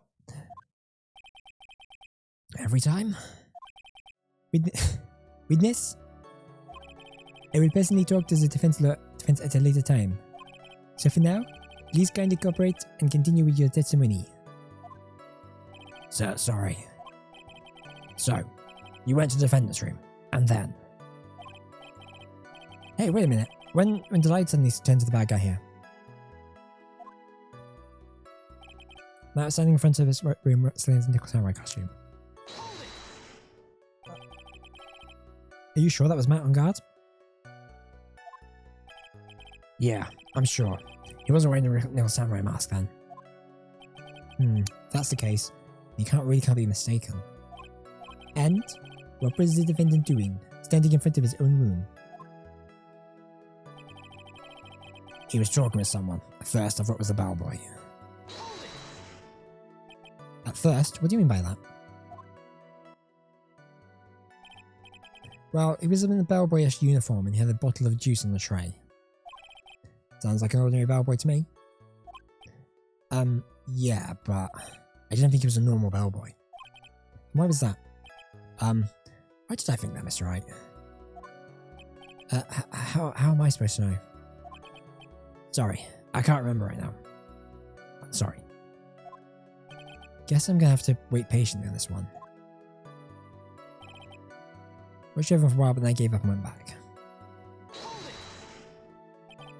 Saw the two of them, the bellboy and the defendant together, right? Yeah, the bellboy just wanted to say congratulations. Now, while you were watching the two of them, did you notice anything strange? You know, I did feel something weird. think it was because Matt, well, he gave the bellboy a tip. A tip? But that's a perfectly normal thing to do. So how long did you watch the show then? Well, not more than a minute or two, I think. I guess for me that's not that night. I couldn't make them wait for me. So who are these guests you're talking about? You guys of course. You admire and little Pearl. Thought it'd be really rude if I invited you guys if I disappeared on you. So I went back to my seat pretty soon after seeing Matt in the hallway. This is like squeezing water from a stone. It's probably pointless to press further. Do you remember this incident? Did Mr. Powers leave his seat that night? I don't remember that happening at all. And I was making such a racket in her hyper state. I ended up focusing on her. I see. In any case, from his story, he probably wasn't gone for very long.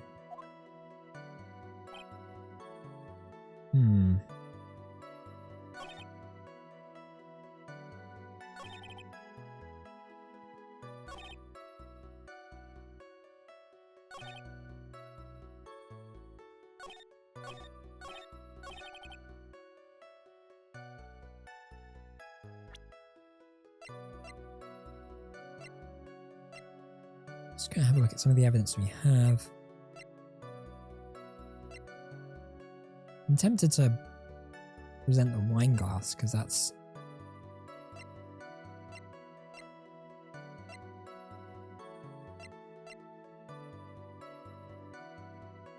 they wouldn't do that here. It's not the right option.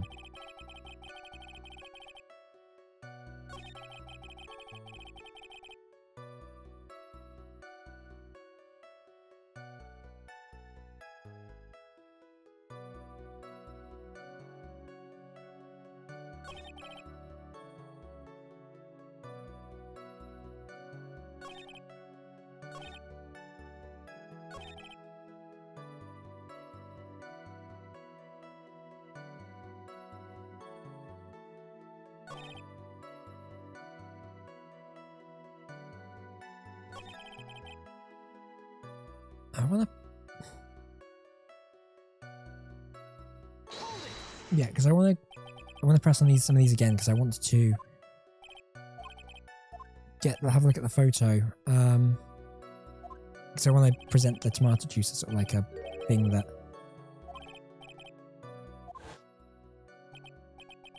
you know, I did feel something weird. I think it was because Matt he gave the bellboy a tip. Could it be that you felt something strange about the tip giving incident itself? This is new. Yeah, that's it. You know your job. Mr. Edgeworth. Yes, you're in there? This bellboy, he wasn't an ordinary one, was he? Meh.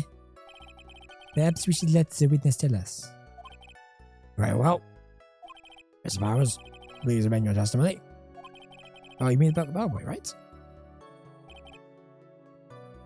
Okay, let's press on that.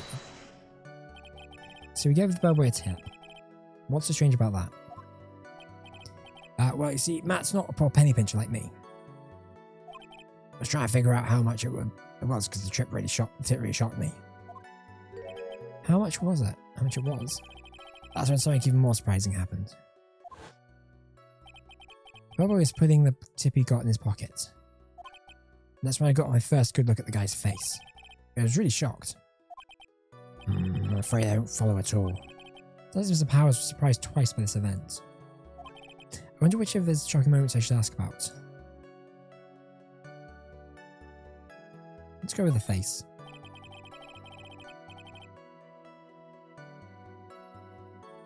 What was I showing about the bellboy's face, Mr. Powers?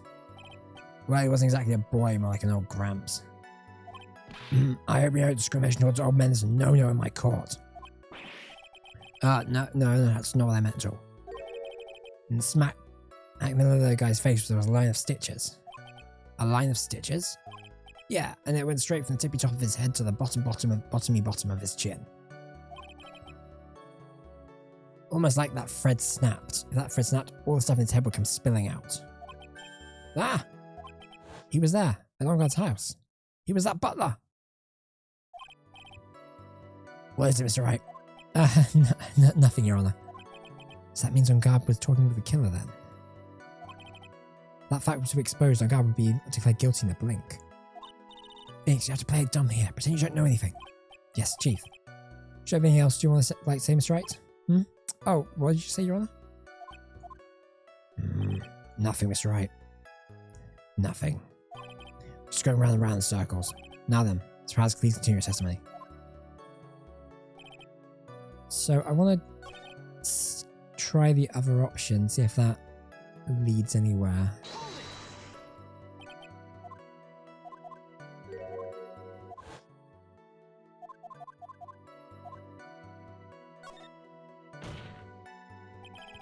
Defendant is a huge star. He can afford to give generous tips, wouldn't you agree? Sure. But giving him that much was maybe a little too much, I think. A little too much? Would you please clarify with the court? About how much would you say the defendant gave the bellboy? Honestly, I don't know. I can't even begin to guess. And why is that? Because he gave the bellboy a really fat roll of cash. A roll of cash? Ah, well. How interesting. That certainly was a very generous tip, wasn't it? A very fat roll of cash. That can hardly be called a tip, Your Honor. Judge is beginning to look awfully suspicious of us.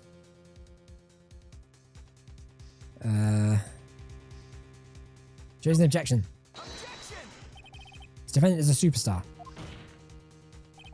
That kind of tip is typical fare for people like him. Are you saying that all superstars are super spenders?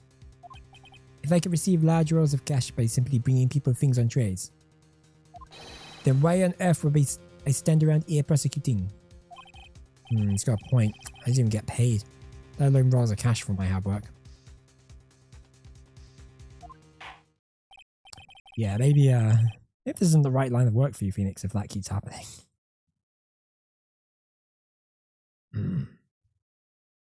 So supposing that roll of cash was not a tip, then what was it? Payment, Your Honor. Payment? Isn't it obvious? There's a murder at Juan corridor. Then the bellboy the witness saw. Yes, he was the assassin.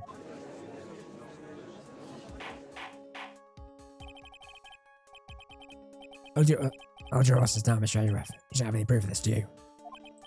Have I ever been unprepared to support my claims, Your Honor? I have here the card Shelley the killer left at the scene of his crime. Shelley, the killer. He is the person the police's special invasions team has been chasing for ages. I am certain the person the witness saw was this very assassin, Shelley the killer. Really? What's wrong, Mr. Powers? No, nothing. Something just clicked in my head and I figured something out. Oh? Actually, I saw that bellboy again later on that night. What?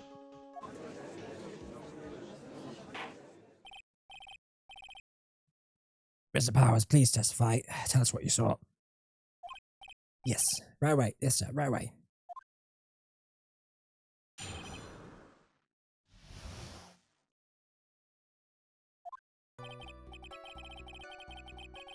This time I was in that hallway because I had to go to the bathroom. That's when that bellboy I saw earlier came out of the room. Of course, when I say room, I meant one corridor's room. Now that I think about it, that bellboy did seem kind of out of place. Yeah, so he had to be the assassin. I'm sure of it. I mean... Thank you very much. That is all we need for now. Huh? But I'm not done yet. There's still more. Let us first establish that the bellboy was truly Mr. the Killer. Then we will see. So the bellboy came out of the victim's room. And if that bellboy really was the assassin, then I think the answer is fairly obvious. That would be correct, Your Honor.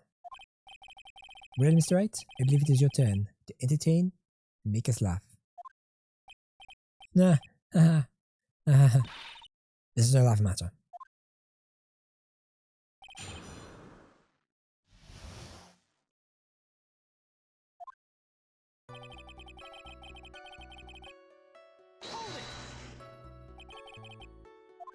Was it? Well, I don't remember. It was when we ended at 8 PM, right? I went to Matt's room pretty soon after, and I came back. I went to the bathroom. So I guess it was around 8:10 around that time. Let's check out the court records.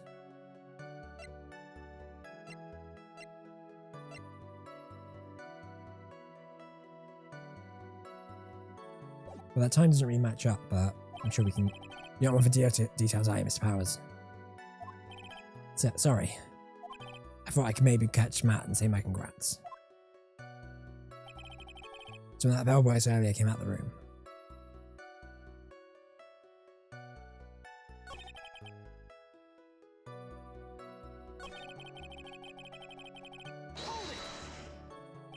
You sure it was the same bellboy? Yeah. How could you tell? Well, the bellboys wore the same uniform after all. But you see, well, he had these stitches in his face. Ugh. So I'm sure it's the same guy I was talking with Matt. So which room did the bellboy come out of? Of course, when I say room, I mean one corridor's room. The victim's room, huh? Yeah, the one with all the pretty flowers and teddy bears. It was Juan's room, alright. Words can't describe how screwed I am. Let's continue to test me, shall we?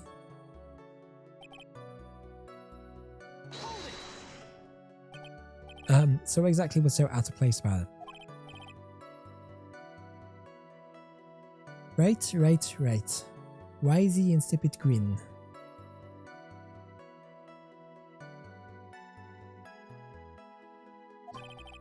Maybe because I have no idea what damaging thing he's going to say next. Ah, well, the bellboy's empty-handed. Empty-handed?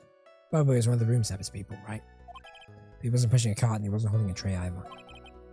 You'd call that a little strange too, wouldn't you? Breathe is a bit strange, Mr. Powers.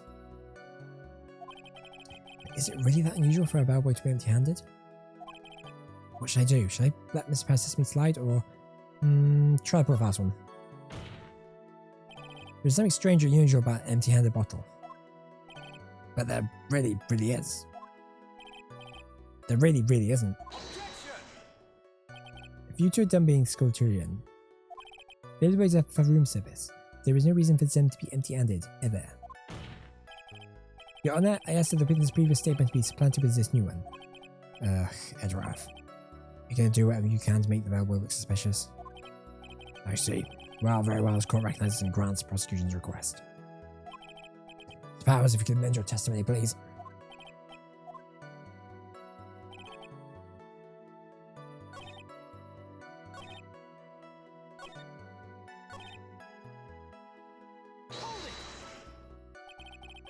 You're saying that it's suspicious for me to be empty-handed? Yeah, really suspicious. I mean, when I first saw that bellboy, he was holding a tray in his hand. There was a bottle of juice and a wine glass on it. Juice? What kind of juice was it? I'm pretty sure it's tomato juice. If we come up with some sort of reason why he would come out empty-handed. Some sort of proof, and I think we can dodge a bullet on this one for now. Proof, huh? Sounds like a job for the court record. So if we do this one, and then present the tomato juice.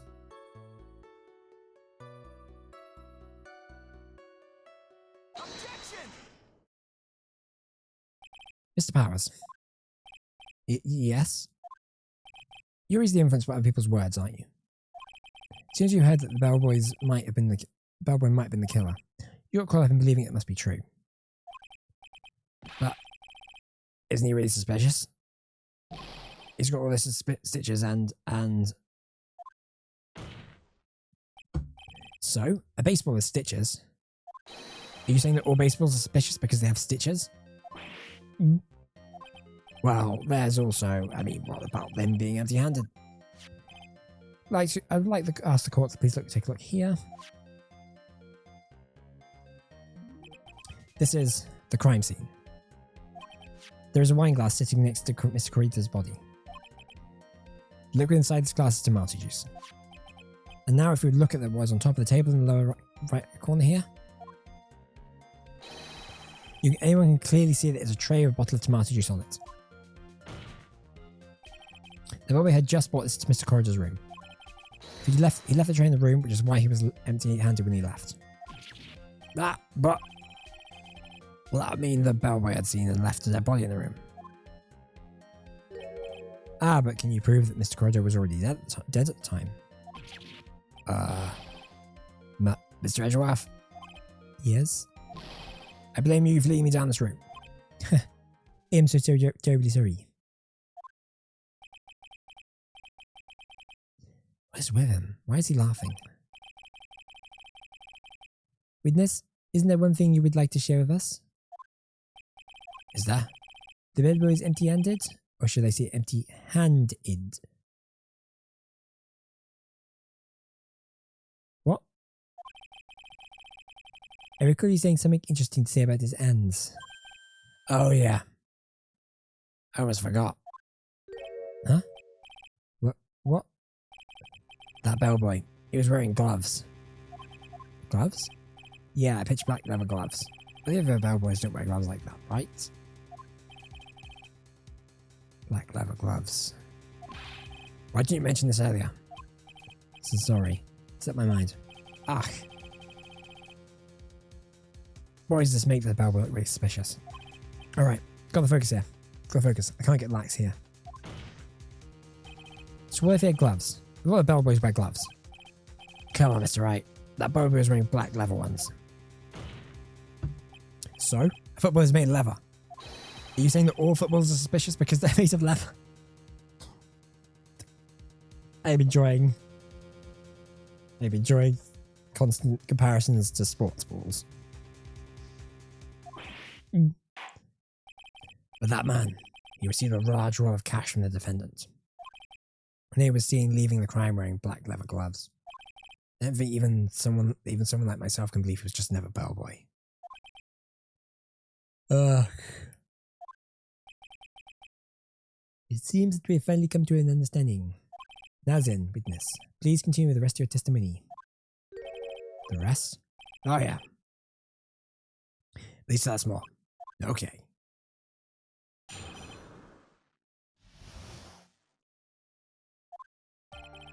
Leaving Juan's room, the bellboy went and knocked on Matt's door, just like that. He gave something to the person inside the room. Then the old guy just left, without even going into the room. After that, I went back to the bathroom and then back to my seat. Interesting. So the bellboy, after leaving the crime scene, went next to the defendant's room. Yeah, I kind of saw all that by accident. Some accident? I'd say you saw too much. And all that was suspicious to high heaven. I think it's safe that we can only consider this bellboy to be normal. Now then, let's get started, shall we? So, right, your cross-examination, please. Yes, Your Honor.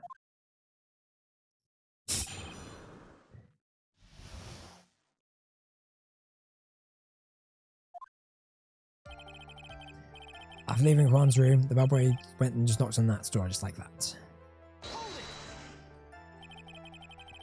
Is that what you saw while you were busy spying?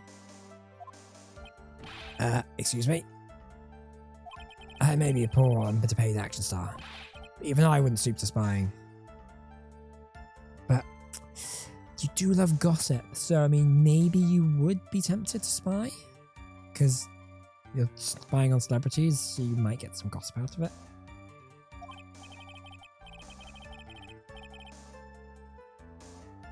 Well, I think the point is, where did you watch all this from, Mr. Powers? Oh, from the door of the bar from my left eye, and I saw the sneaky spy like, wait a minute. He was spying. Please, does it really matter if he was doing it over-handedly? What did the bellboy do next? That is all I care to know. He gave something to the person inside the room. I said hold it. Okay. That's better. What kind of statement is that? Please elaborate and give us a few more details. Oh, okay. Should I probably ask one question at a time? About this something. He gave something to this person. Yeah, what was this something? If I remember what it was, I wouldn't be calling it something, would I?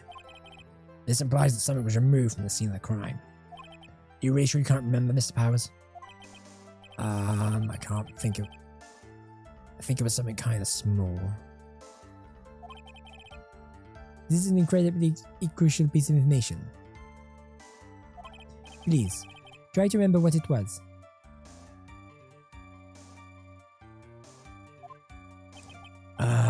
I'll try. In the meantime, let's talk it to another point, namely, what the bellboy did next. Oh, so after he gave the person inside the room the thing. And the other guy just left without going into the room. Where did this bellboy go after he left Mr. Rongal's room? Went to open the door to Viola Hall. Went in there and who knows after that, right? I do. I'm going to go back to this and I'm going to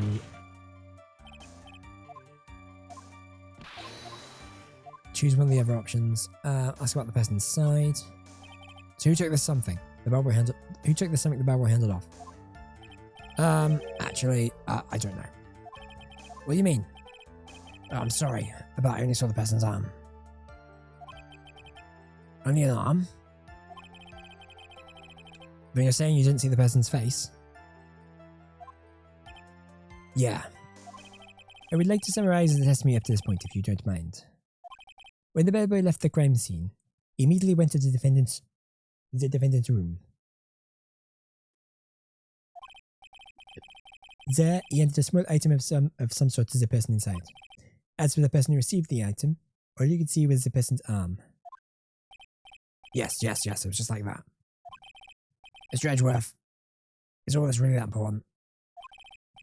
Of course, Your Honour. I think this is of the utmost importance. This is when whatever was removed from the crime scene was handed over to the client. Mr. Powers, please. Try to remember what it was about we handed off. Well, let's see. Think it was? No. If you remember, please add your testimony. Oh god, sorry guys. That's really gross. Hang on, I'm just gonna take just a break for a second.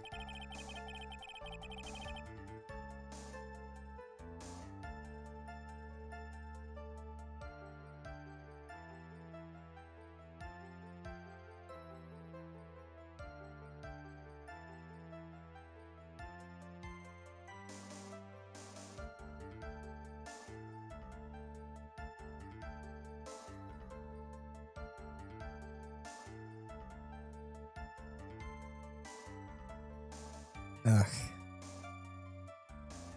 Right, if we don't finish this today, I'm probably gonna play this tomorrow because it's just gonna kill my voice until I have to wait till I'm feeling like 100% next week to finish this off, I think.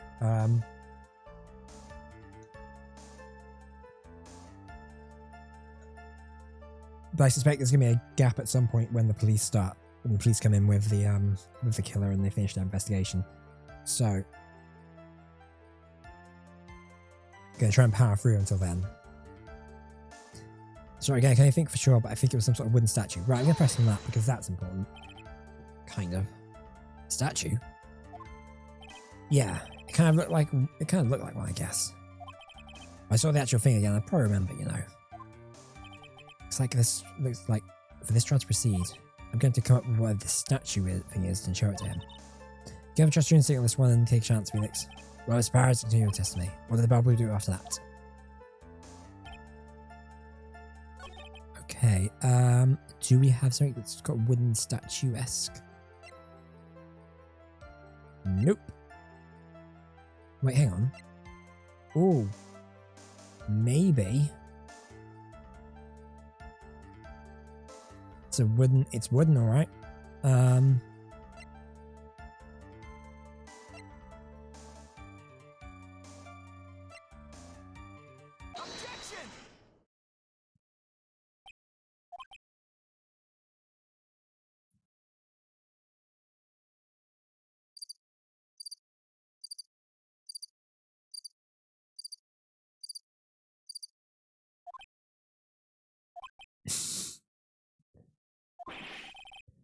What was the point of that pregnant pause? Where did that injection come from? Well, speak up. It was me, Your Honor. What is it, Phoenix? I have a feeling something bad is going to happen once I show this. Mr. Wright, if you have something to say, please spit it out. Yes, Your Honor. Okay, Phoenix. Deep breath. Mr. Powers, something you saw. Was it this item? Oh, hey, that's it. That's the something. Wow, Mr. Wright, you've really figured it out. I recall you found this at Matt and Guard's mansion. At the defendant's house? What does this mean? It is simple, Your Honor. She leads a killer assassinated Juan Corridor in his room. And then he stole this wooden bear from the scene of the crime. Then, the bear being found amidst on Guard's mansion would mean... It goes without saying, Your Honor. Mr. Matt Ungard is the killer's client.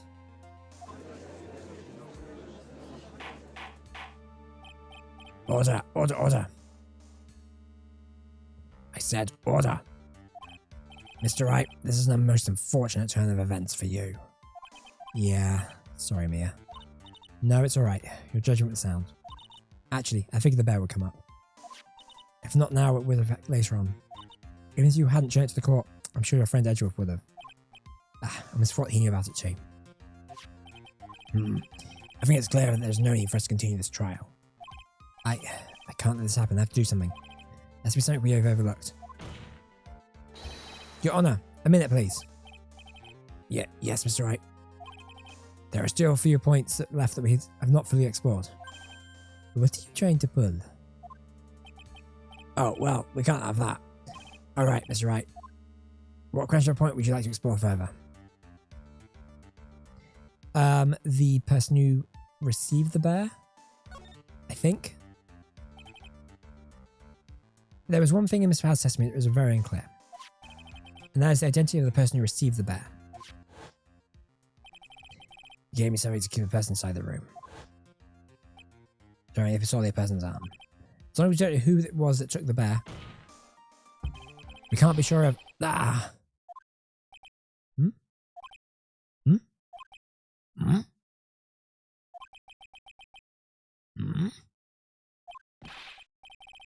What is it, Mr. Powers? If you're going to scream like that, at least give us a good reason why. Oh yeah, sorry. Actually, so I remembered. I remembered you took the bear. What? Really? I mean, I only saw his arm. But the arm... It was the Nickel Samurai's arm. I swear it. Well, that could still be Andrews, because Andrews disguised herself as the samurai. You have got to be kidding. Are you sure it's that, Mr. Powers? Yeah, I'm sure it was the Nickel Samurai.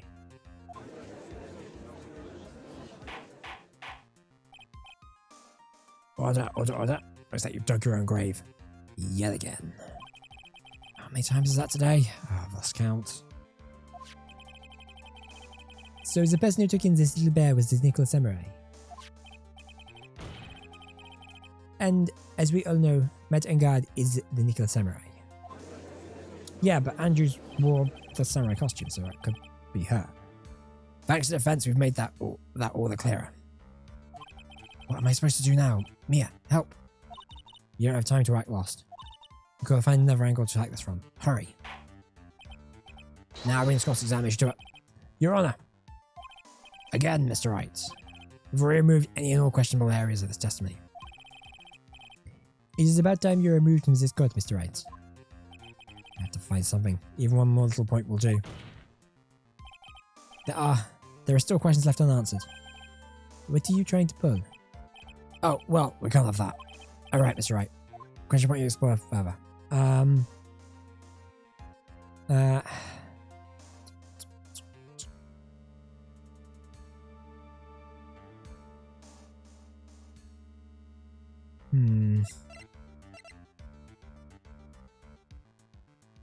Do we want to go for the bear?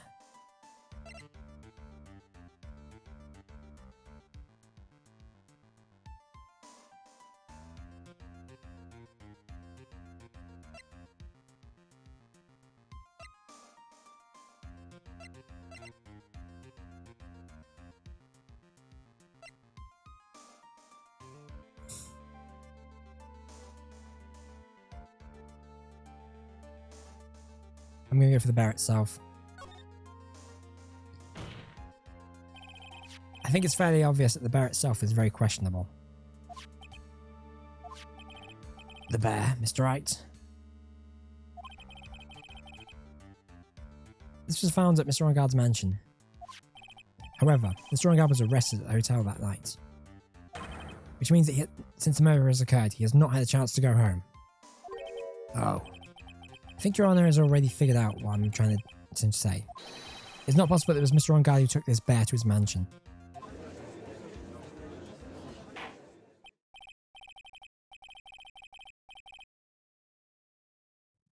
What?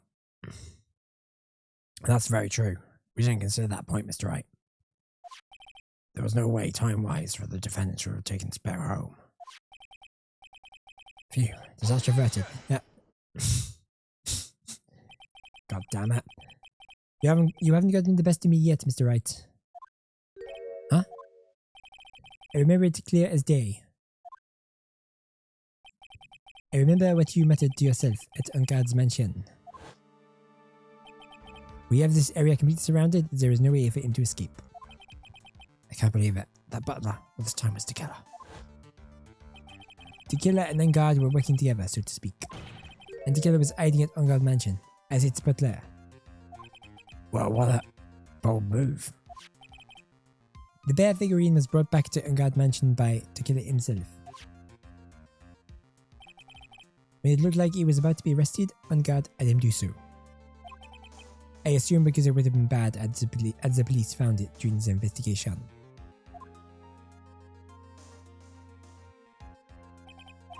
Well, Mr. Wright? You've been quite quiet for a while now. This is too much. Isn't there anything I can attack at all? I think we've heard enough. We now know why this bear figurine was at the defendant's mansion, as well as who it was that received the bear from the assassin in his room. Everything has become very clear. The client who hired the assassin to commit the murder was Mr. Engarde. There's no reason to continue this trial to continue. Therefore, I will now hand on my verdict. Thank you, Your Honor, for your understanding. You see, Mr. Wright? You could not win against the truth, could you? I knew it would turn out this way. After all, what Edgeworth has stated is the truth. Any last objections, Mr. Wright? Well, what should I do? Raise an objection. Objection!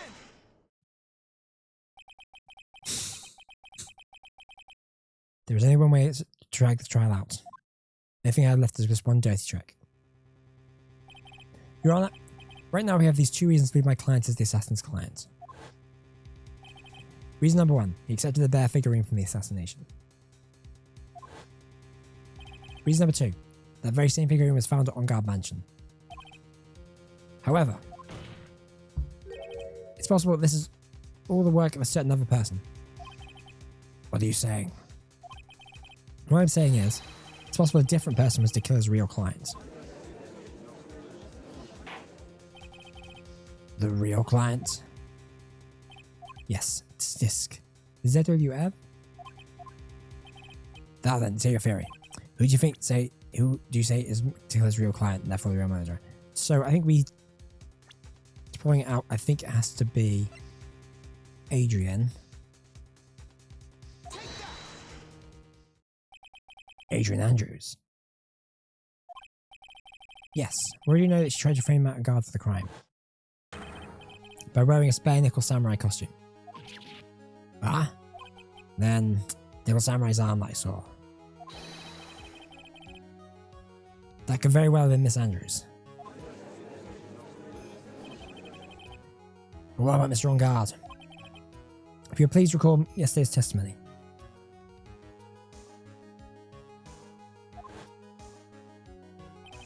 The defendant was taking a nap during the break period. That's right. Then, finding this figure at Mr. Engarde's mansion. It was a well-laid trap set by Miss Andrews.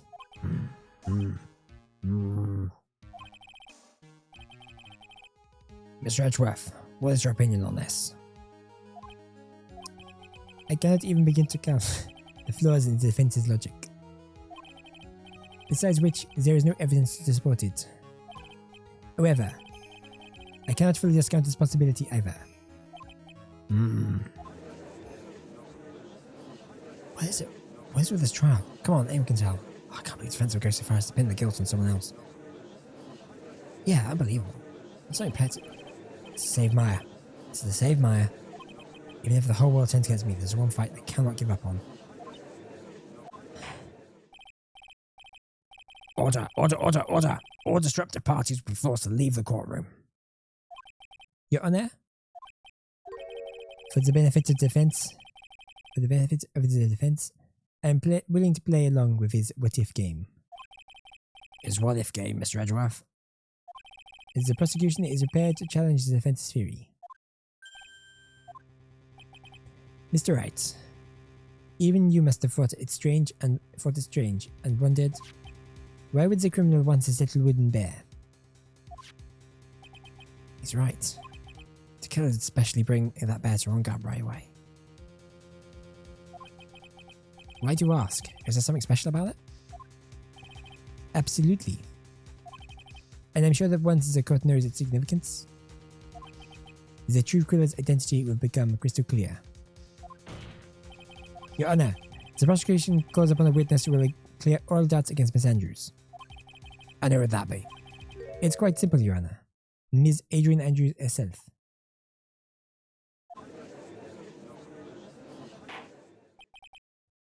I see. Well then, the court will take a short 10-minute recess. The prosecution will prepare its witness in that time. Yes, Your Honor.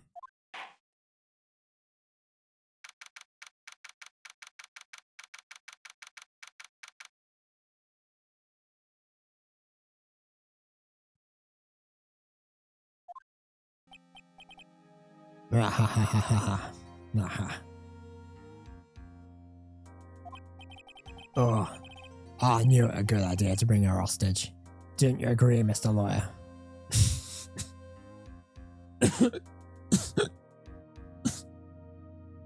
Wow. Wow, that was... there.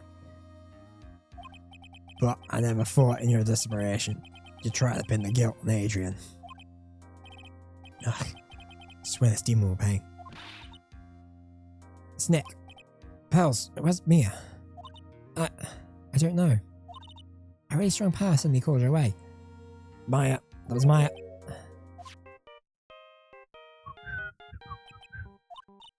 Oh, Miss Nick, your phone is... It's from Gumshoe. How's it going? You've been hanging in there. Been hanging in there, pal. Yeah, sort of. We sort of just barely found something to latch onto.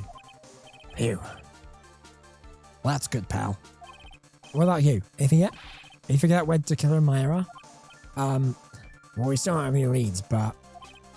What? We don't have any more time. If we just have one, even a single clue would be really helpful. I was only able to come this far because I kept thinking to myself, I've got to keep the trial going until Maya's breastfeed.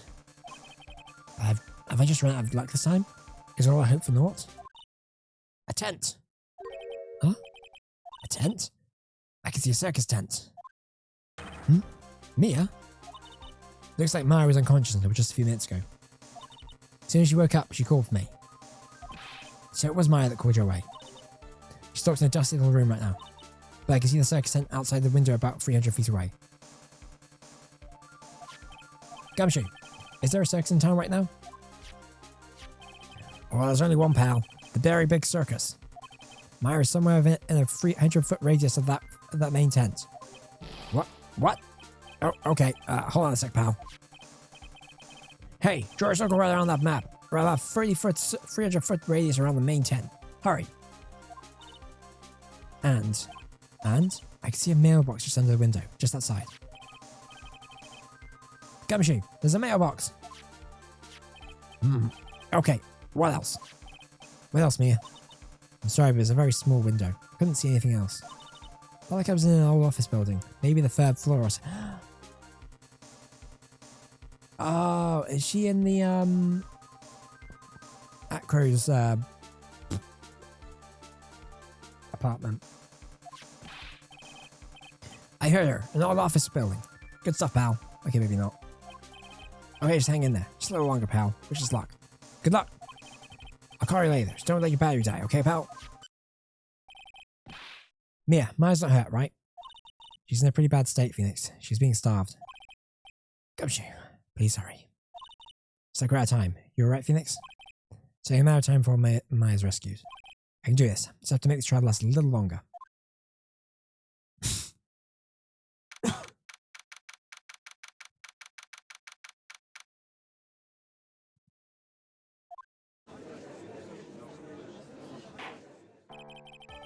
Court will now reconvene. The killer, the man who murdered the victim and did this to his client. From this, when an obvious question arises, why is this particular item?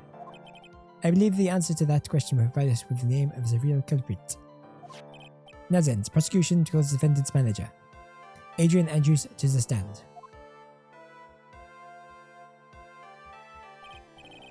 Currently, the witness is accused of tampering and obstruction of justice.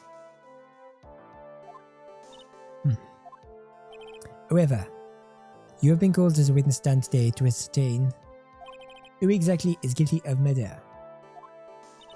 Understand. Very good. Now, have you ever seen this bear before, Miss Andrews? Of course I have. You've seen it before? That is right. It is only natural that the witness has. Miss Andrews, could you please enlighten the court on this bear's secrets? Alright. Why? Why does she?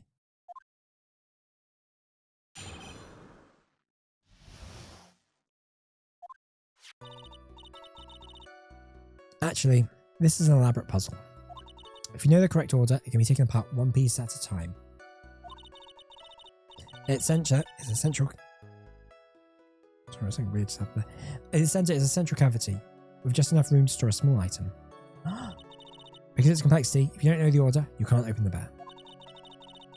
Can't really tell it's a small jewellery box just by looking at it. What's in the bear? What's in the bear? The suicide note's in the bear, isn't it? I can't think of anything else that it could be. So, this figurine, it's a container of sorts, is it? Yes. Looks to be deceiving, wouldn't you agree? Yes. This is superb craftsmanship. Oh, yes, I nearly forgot. You may begin your cross-examination, Mr. Wright. It's like there really was something to that bear after all.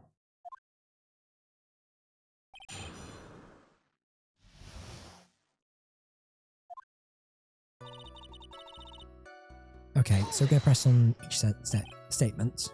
Puzzle. That's right. It looks like an ordinary figure. True enough. People who don't know. I'm sure they would never guess that this was a puzzle. So what kind of puzzle is this exactly?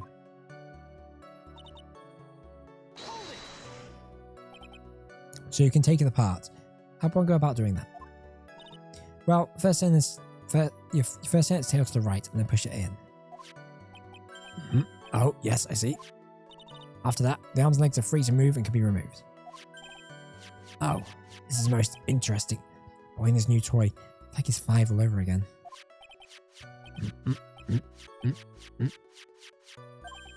Oh, don't mind me. Go ahead and carry on. I think he's lost it. So, what did you find after you took the puzzle apart? There's enough top right source item. And how did you know about this? I know because I was when they bought it. Huh? It was a souvenir from when a friend and I went to Switzerland. Then... then this was a present from you? That's right. It was a puzzle in the shape of a bear, so I thought it would be perfect for one.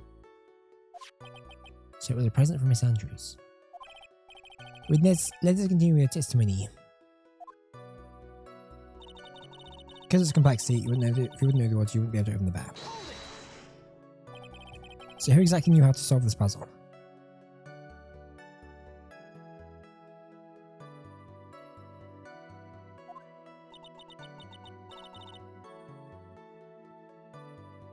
Only the two of us.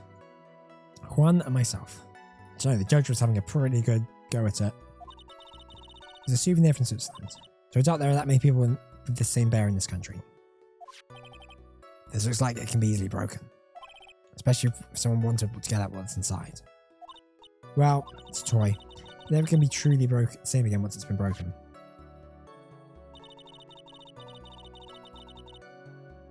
You can't really tell there's a small jewelry box just by looking at it. You don't know anything about this figurine.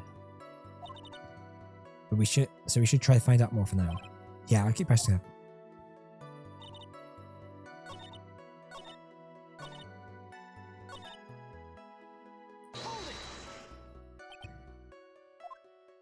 Okay. Never told anyone. As long as Juan never told anyone either, then only the two of us knew.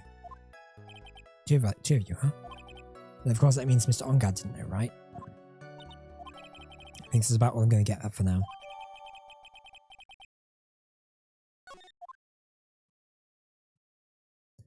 Oh, he's scheming. He be scheming. Well, Mr. Wright? I think even you have come to realize.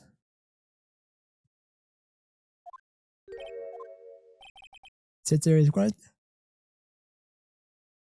very important fact that we have uncovered, and it is this. This bear is actually a jewelry box.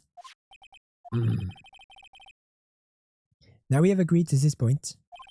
There is only one logical question that can come next, and that is, what is inside the box? What's inside? That is right. That's what we're going to find out next. Witness? Yes? You are the only one who can open this. Please.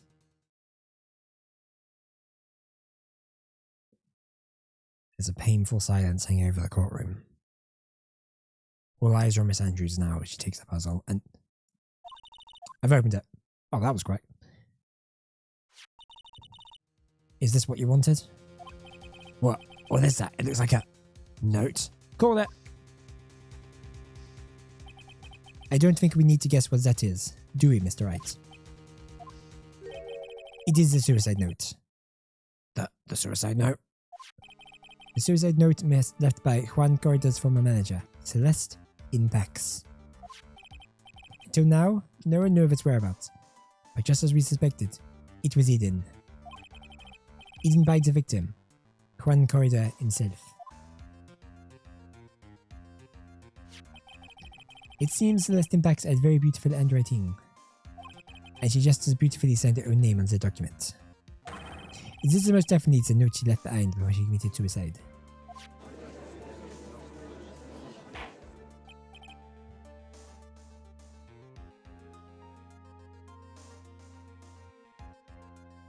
Order. Witness, do you know about this?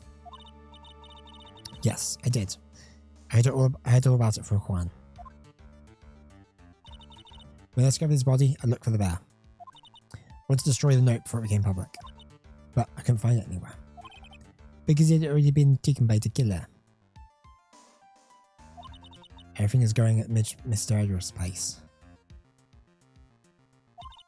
So now that the suicide note has been found, what's the next logical question? What's written in the note? That's right, at least that's what I would think. Now then, if you determine it appropriate the contents of this note be made known. I can't stop you, can I? I'm through so much just to get my hands on it. I was going to burn it, for her sake. I am deeply sorry, but I cannot allow you to persuade me to stop. Your Honor, if you could please read the contents of the note aloud? Very well.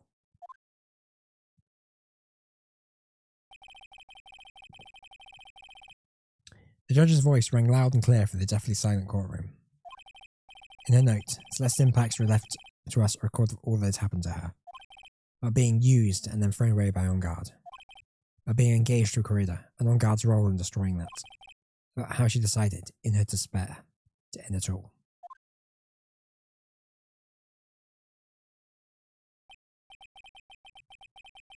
And that is all Miss Impacts had to say.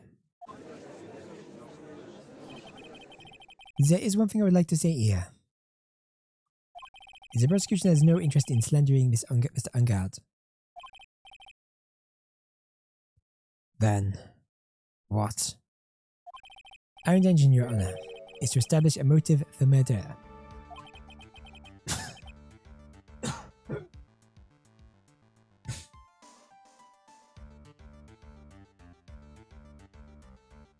Isn't that correct, witness? Yes.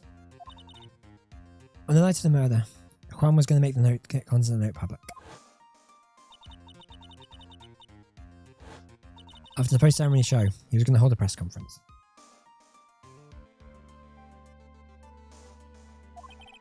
My word. Better guide values above all else is refreshing like a spring breeze image. Which is why he had to stop this note from being made public. At any cost.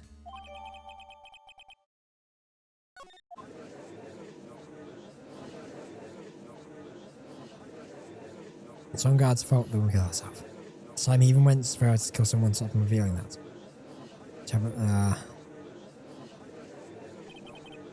There is no room for doubt here. Mr. De Killer's global client. Mr. De Killer's client's goal was to obtain the suicide note. And the only one who needed this note that badly is the defendant. Let us not forget that the bear with the note inside was found at the defendant's house. Seems that we've come to the truth at last. Hence Moses is right inside selfish. It deserves no sympathy for anyone. Ugh. How am I supposed to escape from this one? Why the hesitation, Phoenix? Gumshoe hasn't called you yet, so you know what you must do. I know. I have to carry on and buy some time. Okay, sure, 2 tailored pieces of evidence. They agree on the suicide note. Maybe somehow I can find a way out of the situation through one of those. Gavel is already in the judge's hand, Phoenix. Hurry. Just out with the figuring, which of these should I pursue?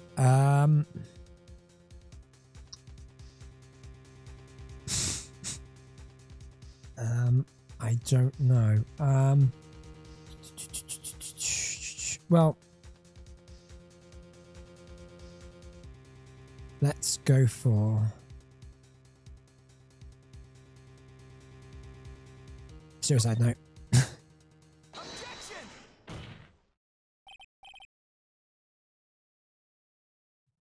Please wait, Your Honor. Oh man, look at that lawyer. Still going at it. It's like he doesn't care. I think Your Honor believes that Matt on guard kills in order to obtain this note. Yes, that is correct. But that seems a little strange.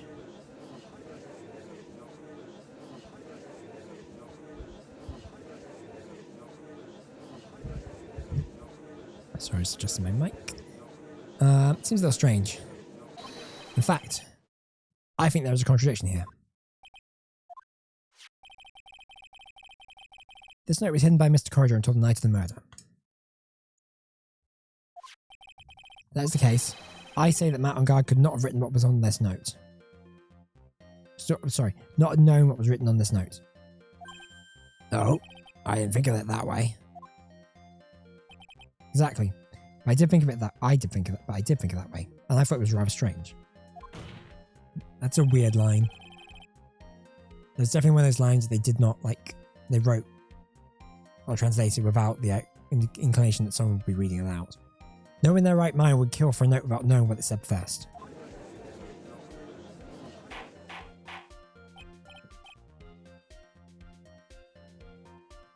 Order. You make a valid point, Mr. Wright. Mr. Edgeworth, what's your opinion? It's just a flash, but I think I did rather well on this one. Fortunately, I think he believes differently. I believe a show of appreciation is no dare.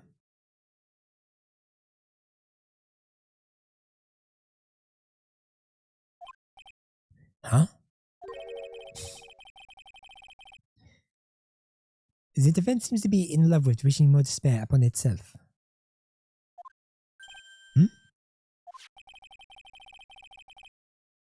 I would like to direct the court's attention to this.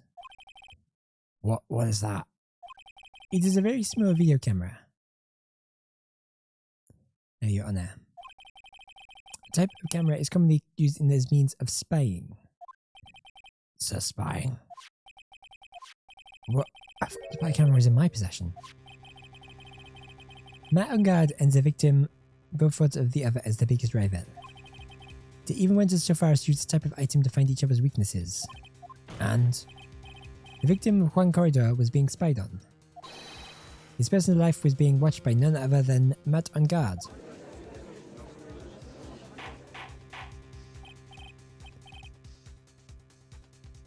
Order, order, Mr. Wright. Yes, Your Honor? You don't tell me you knew about your client's spying activities. Well, sort of is not an acceptable answer, Mr. Wright. See, you're confused, Mr. Wright. Probably you're thinking, but I have the cameras that presents us the bird's eye.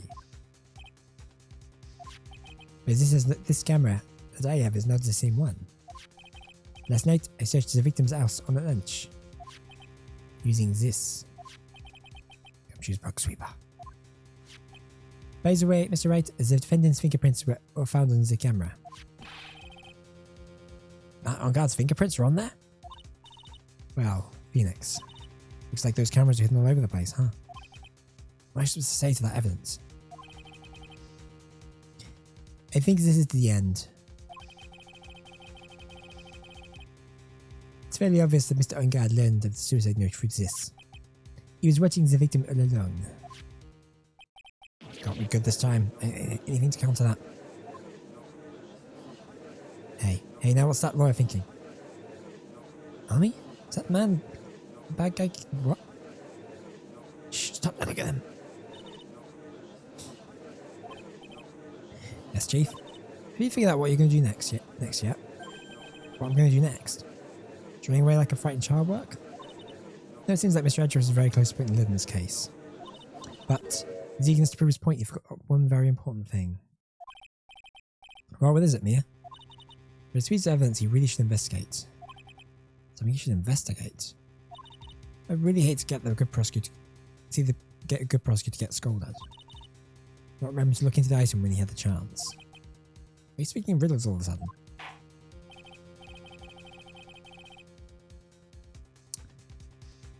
Alright, I think it's time we finally understand everything. Well, Mr. Wright, don't have any further rejections, do you? What's the piece of evidence Myra's talking about? Think what it is that can... seems to be looked at, or should I let it go?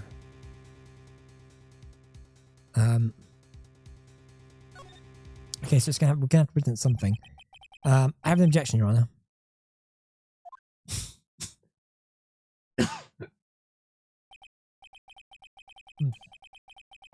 That was about the weakest objection I've ever heard, Mr. Wright. Objection! Your Honor, the defendant has no intention of letting this go so easily. You're beginning to sound desperate. That's just your imagination, Your Honor. Shredruff, this is not like you at all. Eh? In your eagerness to prove your point, you've forgotten one important thing. Hey, isn't that what I just said? So, you're telling me that I forgot something? You're so close to Shredruff. There's you should really examine that piece of evidence.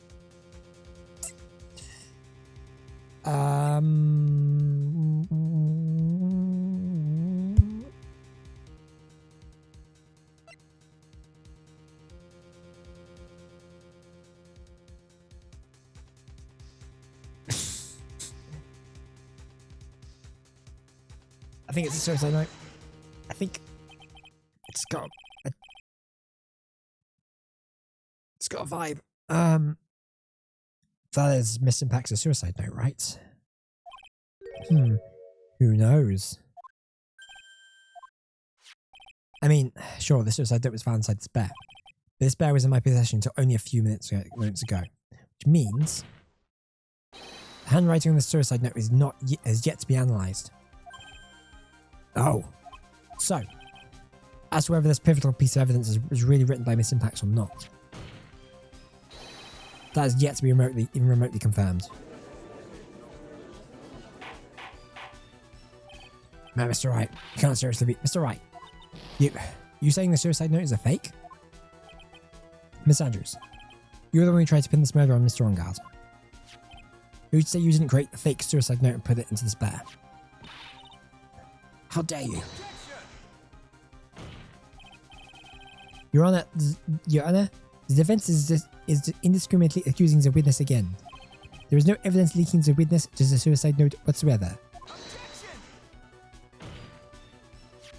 But if this is a fake, then the witness is the only person who could have made it. What? Well, her own courier. Recall the witness's testimony concerning this figurine.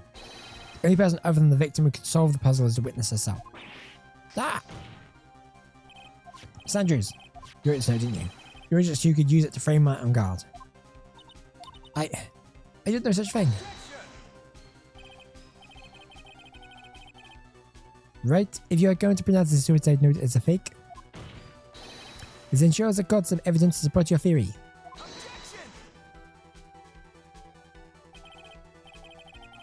Mr. Edgeworth, you're the one who presented the scrap of paper as evidence. That means the burden of proof lies with you, the prosecution. Ugh. That's enough. Mr. Edgeworth, can you confirm the handwriting on the suicide note? It is as the defense has stated, the handwriting is yet to be analysed. If that's the case, it seems yet again we have reached a point where a verdict is impossible.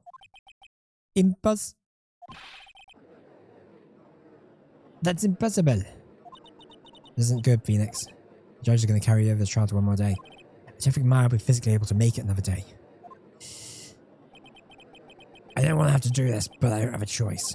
I request that both the prosecution and defense further investigate handwriting analysis is... Guy's guilty, look at any idiot can tell you that. I think I've reached the end of the line.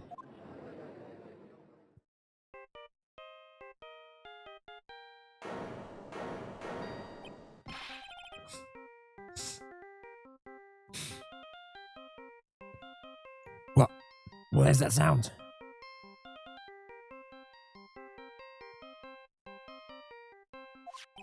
It's Gumshoe. Hello, Gumshoe? What's with him? What's with the sigh?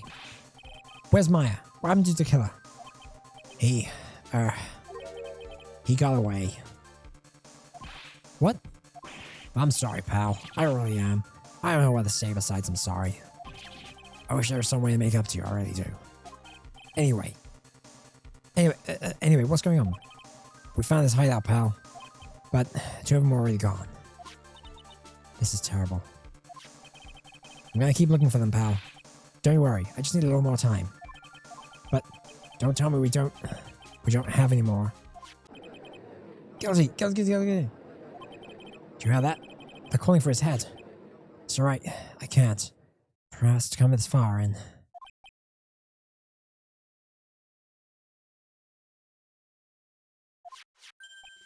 Oh. What is it? Well, let me talk to Mr. Edgeworth. I can't do that.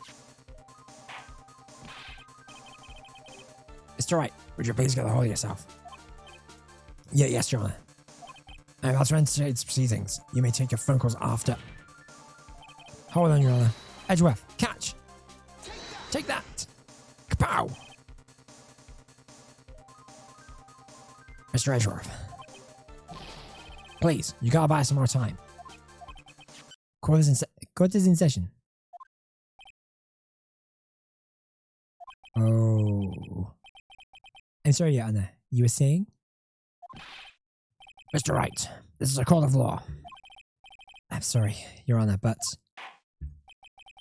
I'm reluctant to do this, however. It appears I have no choice to suspend proceedings until tomorrow. It's time. I really can't do anything. Court is now adjourned for the day. Judge out.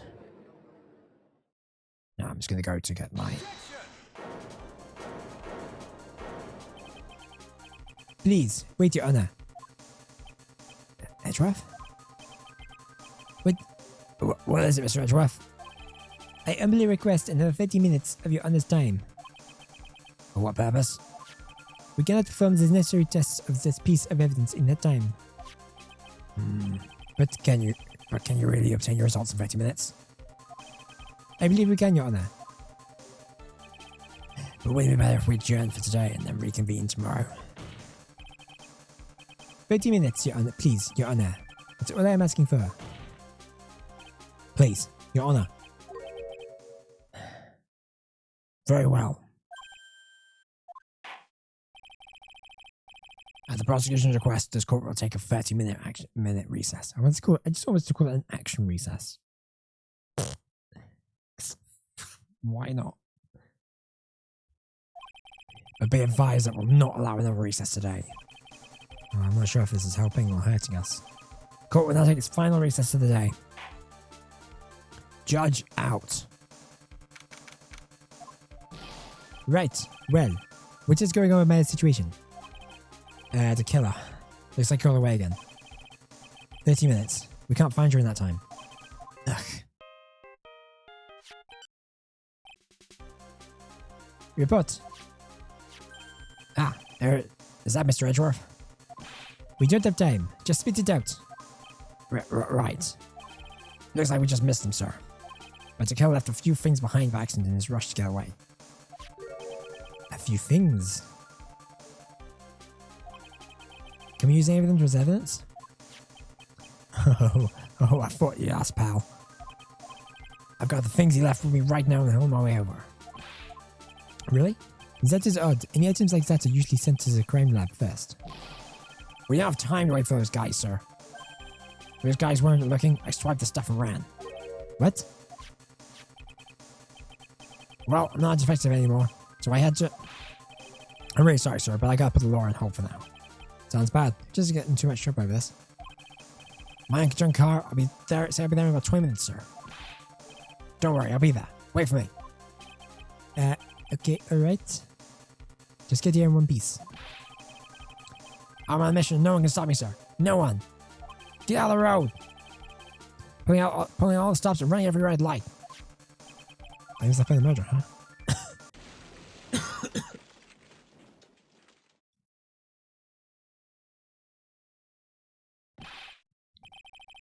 I think Gumshoe just crashed his car.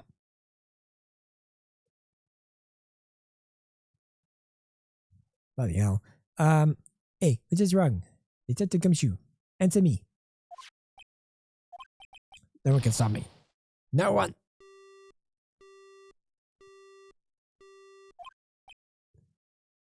What happened? It sounded like he had an accident. I'm guessing his cell phone broke as well. What was he thinking? We've got to hurry and call for help. But we have no idea where he is. His cell phone's broken and he wasn't driving a patrol car, so no radio either. Christ, this is getting really bad. We're gonna have to rewrap this up soon. I think we're gonna get to like a midpoint. So hopefully. Also, if we don't get to those items before they do, the police will take possession of them. No! We can't let that happen. Well, there is a way we can find out where he is, but then we can stand a chance. Why do you come try to get into an accident now? Is there a way to find out exactly where he is at the moment? Oh!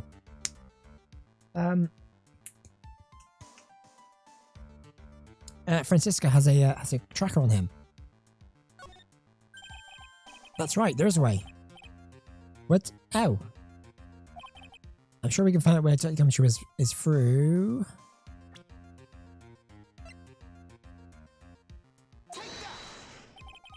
Why are you bringing up Francisca at a time like this? Oh, I see. I'll try to get in contact with her. The chances are slim, but she's all we have. Francisca. Will she even want to help us? Edgeworth. I don't have any right to judge anyone ever again. I know my client is guilty. But what I'm doing now, I'm pinning the guilt onto someone totally innocent and using the evidence to do so.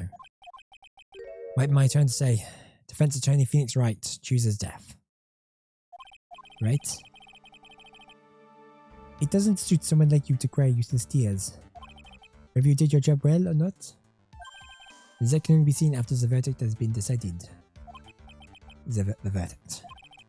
Is prosecutor over here? Yes, bailiff? There's a phone call for you, sir. They say it's extremely urgent. They probably finished their handwriting analysis. I have to go take it to school. In the meantime, Think hard about what it is you must do. Wow. Okay. And on that, we are going to call it for the day. I'm going to save that because we didn't lose any health points, so that's good. Yeah, so we're going to call it for the day, I think. Because my voice is very much very tired. And like you can tell because I'm kind of coughing and spluttering a lot. It's been getting kind of worse the more I've been doing. So we're going to be back tomorrow. Hopefully that will be a lot better. And we will get this game finished. Hell or high water. We will finish this case tomorrow and we will finish the game tomorrow. I am going to go back to bed and rest my throat up for the rest of the day, I think. But thank you for joining me for the stream today. Again, apologies for all the weird coughing and sputtering noises. We'll be back tomorrow with the finale. And thank you for joining me for the stream, whether you're joining for the whole thing or you join me for 5 minutes or anywhere in between. I really appreciate it. And thank you for the new follows. That is also really appreciated. More of those. I really appreciate it. And we will see you tomorrow, tomorrow Phoenix Wright. So, as always, in a continuing terrible French accent, au revoir, baby. See ya.